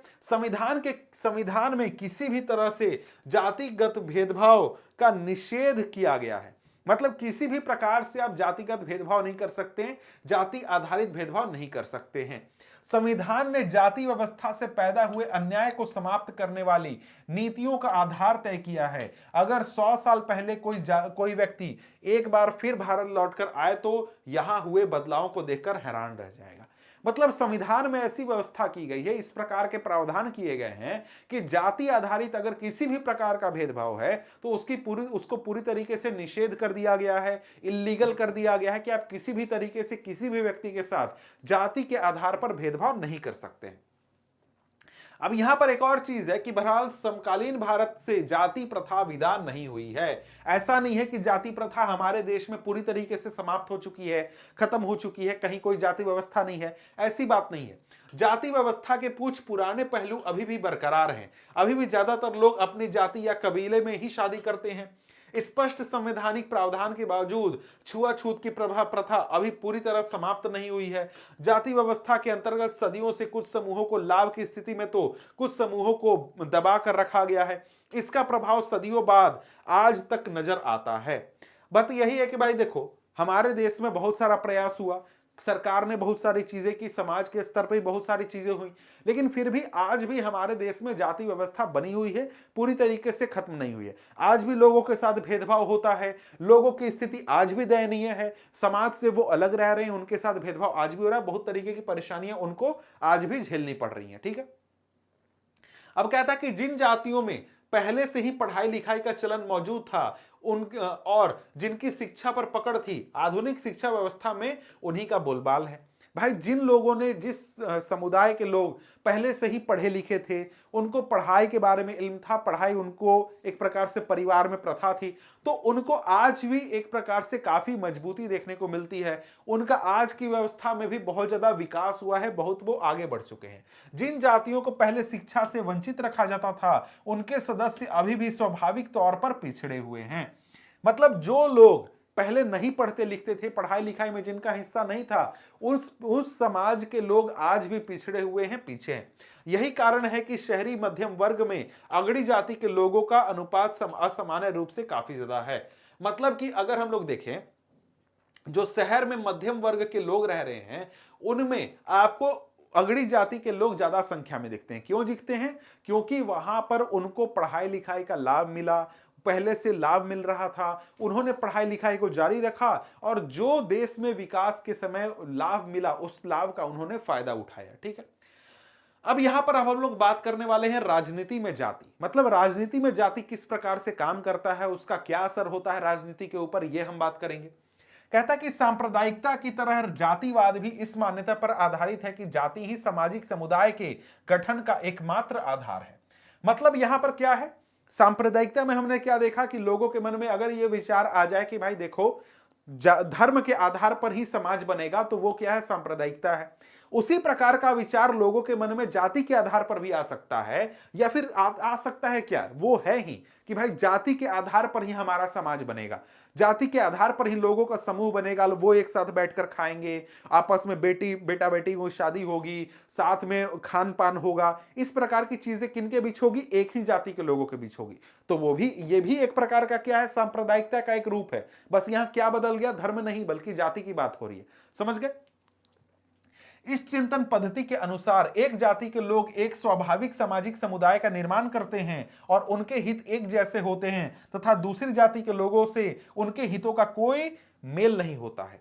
मतलब क्या, वही बात है जो सांप्रदायिकता में बात हो रही थी कि भाई एक जाति के लोग जो हैं उनका एक समूह होना चाहिए, दूसरे जाति के लोग दूसरा अपना समूह बनाएंगे, दोनों समूह के लोगों के बीच में दोस्ती यारी रिश्तेदारी नहीं हो सकती है, दोनों के हित एक जैसे नहीं हो सकते हैं, सॉरी, दोनों के हित अलग अलग होंगे, दोनों की जरूरतें अलग अलग होंगी। क्या ये सही है? बिल्कुल सही नहीं है। एक ही जाति में कोई व्यक्ति अमीर हो सकता है, कोई गरीब हो सकता है, दूसरी जाति में भी कोई अमीर गरीब हो सकता है। तो ये चीज जो है ये सही नहीं है। आगे कहता है कि जैसा कि हमने सांप्रदायिकता के मामले में देखा है, यह मान्यता हमारे अनुभव से पुष्ट नहीं होती कि भाई जो एक जाति है, जाति में सभी लोगों का विचार एक जैसा होगा, जरूरत होगा, यह सही साबित नहीं होता है। हमारे अनुभव बताते हैं कि जाति हमारे जीवन का एक पहलू जरूर है, लेकिन यही एकमात्र या सबसे ज्यादा महत्वपूर्ण पहलू नहीं है। हमारे समाज में जाति है, वो बहुत महत्वपूर्ण पहलू है, लेकिन सिर्फ और सिर्फ जाति के आधार पर सब चीज तय होगा, यह सही नहीं है। वो एक तरीके से गलत बात हो जाती है। राजनीति में जाति अनेक रूप ले सकती है। कैसे भाई? राजनीति में जाति का क्या असर होता है ये समझते हैं। देखो यहां पर सबसे पहले कहता है कि देखो भाई, जब चुनाव आता है तो चुनाव में जब पार्टियां उम्मीदवार तय करने लगती हैं, उम्मीदवारों का नाम तय करती हैं, तो जिस क्षेत्र में उम्मीदवार तय किया जा रहा है उस क्षेत्र में किस जाति के लोग रहते हैं, कितनी संख्या में रहते हैं, कहां रहते हैं, इन सब चीजों का ध्यान रखा जाता है। कौन कौन सी जाति के लोग रह रहे हैं, किस जाति का किस जाति के साथ झगड़ा है, दोस्ती है, ये सारी बातें ध्यान रखी जाती है कि किस जाति का वोट मिलेगा, किसका नहीं मिलेगा, ये सब तय किया जाता है। जब सरकार का गठन किया जाता है तो राजनीतिक दल इस बात का ध्यान रखते हैं कि उसमें विभिन्न जातियों और कबीले के लोगों को उचित जगह दी जाए। मतलब कि सभी लोगों को क्या मिले, सभी लोगों को रिप्रेजेंटेशन मिले, सभी जातियों को खुश करने की कोशिश की जाती है कि आपके जाति का एक व्यक्ति जो है वो नेता बन गया है, मंत्री बन गया। समझ गए? अगला पॉइंट कहता है कि राजनीतिक पार्टियां और उम्मीदवार समर्थन हासिल करने के लिए जातिगत भावनाओं को उकसाते हैं। जाति की बात करते हैं कि भाई देखो हमारा जाति ऐसा है, हमारे साथ गलत हो रहा है, या फिर तुम्हारी जाति के साथ गलत हुआ है, तुमको अधिकार मिलेगा, बराबर मिलेगा, इस प्रकार की बातें की जाती हैं। और कुछ दलों को कुछ जातियों के मददगार और प्रतिनिधि के रूप में देखा जाता है। बहुत सारी पार्टियां होती हैं, वो क्या करती हैं, किसी खास जाति की बात करती हैं, हमेशा अपनी ही जाति की बात करेंगे और अपनी ही जाति को आगे बढ़ाने की बात करेंगी। मतलब उनका पूरा पार्टी क्या है, एक ही जाति के लिए है।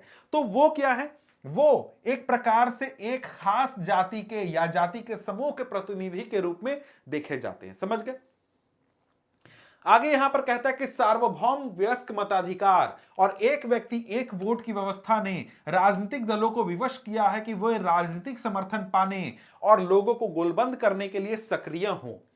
मतलब यहां पर क्या है कि हमारे देश में व्यवस्था आ गई है सार्वभौम वयस्क मताधिकार का।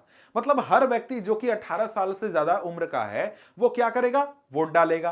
तो भाई हर व्यक्ति को खुश करना जरूरी है। जितने ज्यादा लोग हमारे तरफ होंगे वो हमको वोट देंगे। इसलिए पार्टियां जो है वो क्या करती हैं, लोगों का समर्थन पाने के लिए बहुत सारी बातें करती हैं, वादे करती हैं, लोगों के बीच में जाती हैं कि भाई ज्यादा से ज्यादा लोगों का समर्थन मिले और क्या बने, हमारा सरकार बने, हमको वोट मिल जाए।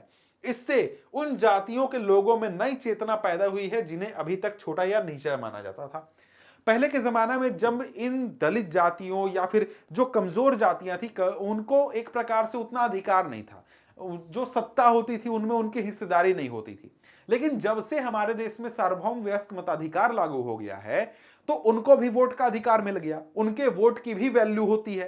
तो सभी पार्टियां अब उनको खुश करने की कोशिश करती हैं, उनको अपनी तरफ करने की कोशिश करती हैं। और इस व्यवस्था में इस चीज की वजह से ये जो लोग हैं जो पहले बहुत दबे कुचले थे, इनको अब ये मौका मिला है कि ये आगे बढ़ सकते हैं, अपनी बात रख सकते हैं, अपनी जरूरतों को सामने रख सकते हैं। और पार्टियां जो हैं इनको खुश करने के लिए उन जरूरतों पर क्या करेंगी, जोर देंगी या फिर उन जरूरतों पर ध्यान देंगी।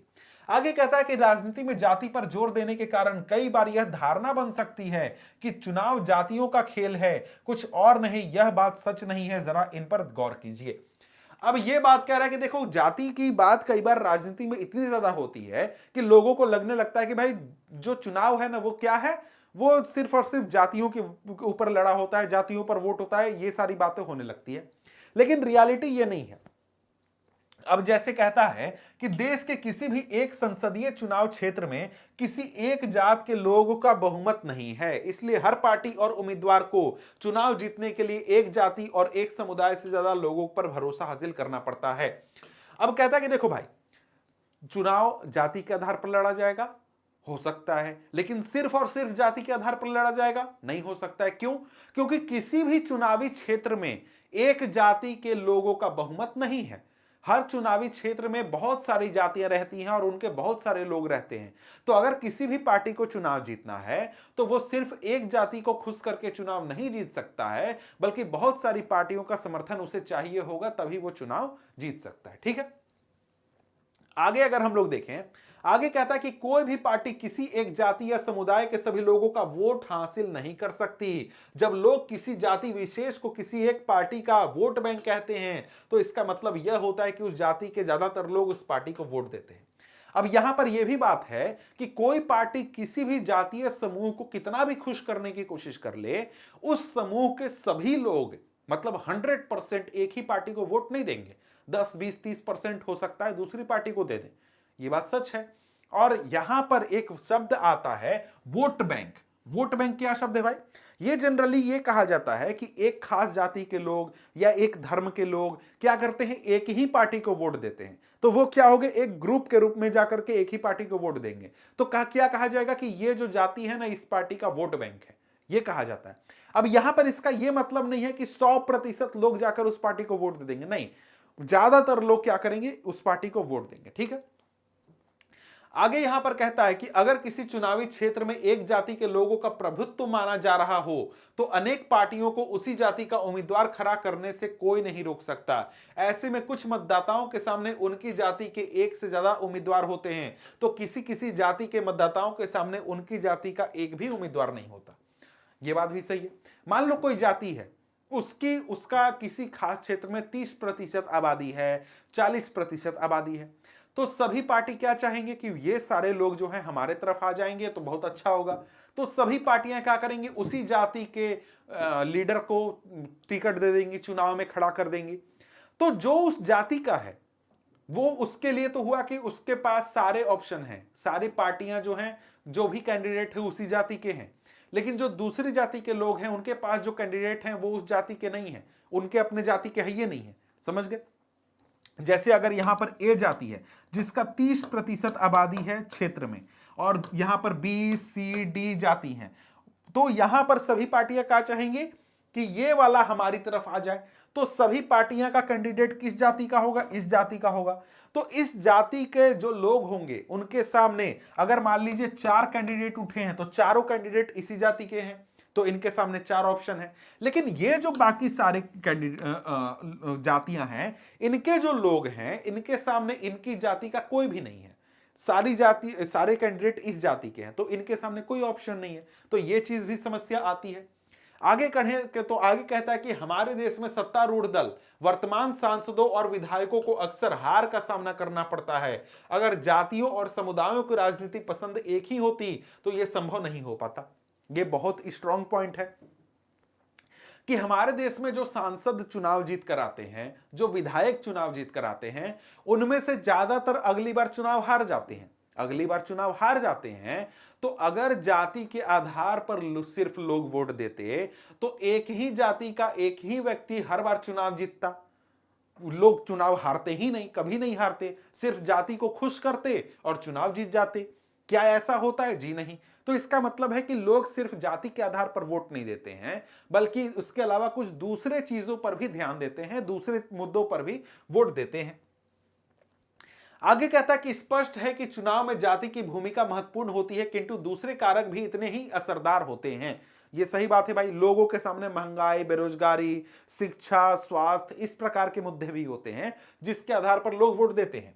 मतदाता अपनी जातियों से जितना जुड़ाव रखते हैं, अक्सर उससे ज्यादा गहरा जुड़ाव राजनीतिक दलों से रखते हैं। एक जाति या समुदाय के भीतर भी अमीर और गरीब लोगों के हित अलग अलग होते हैं। एक ही समुदाय के अमीर और गरीब लोग अक्सर अलग अलग पार्टियों को वोट देते हैं। सरकार के कामकाज के बारे में लोगों की राय और नेताओं की लोकप्रियता का चुनाव पर अक्सर निर्णायक असर होता है।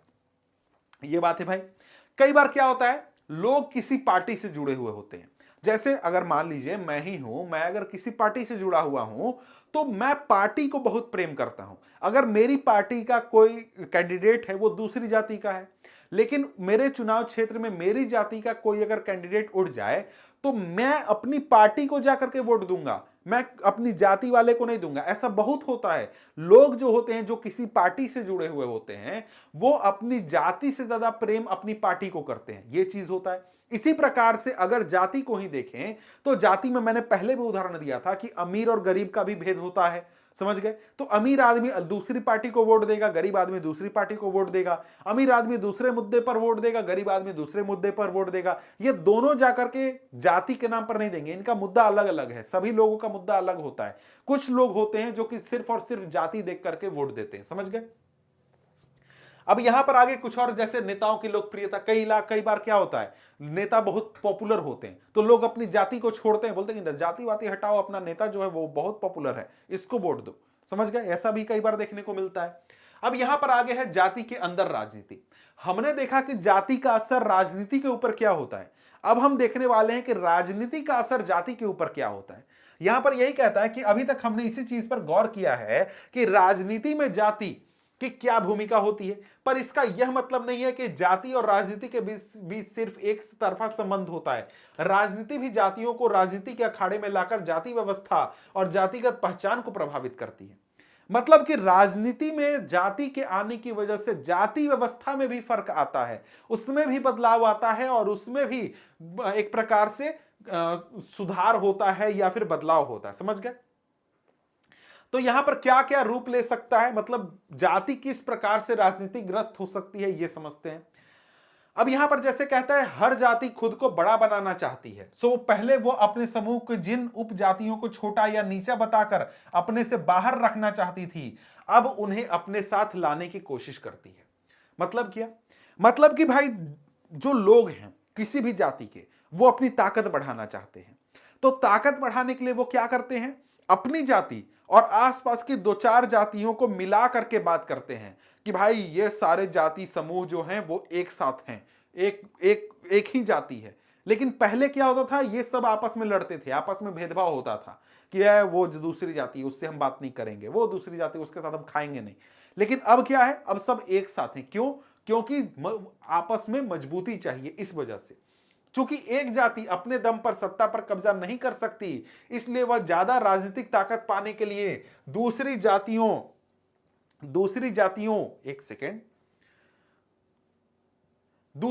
या समुदायों को साथ लेने की कोशिश करती है।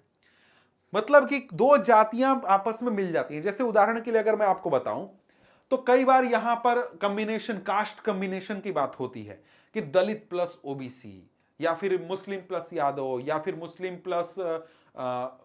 प्लस बैकवर्ड या फिर बैकवर्ड प्लस ओबीसी। इस प्रकार के बहुत सारे कॉम्बिनेशन की बात होती है कि भाई क्या किया जाए, दो जातियों को एक साथ लाया जाए और एक साथ ला करके क्या किया जाए, अपनी संख्या या फिर ताकत को बढ़ाया जाए और उससे क्या होगा, उससे एक प्रकार से क्या होगा, सत्ता को हासिल किया जाए।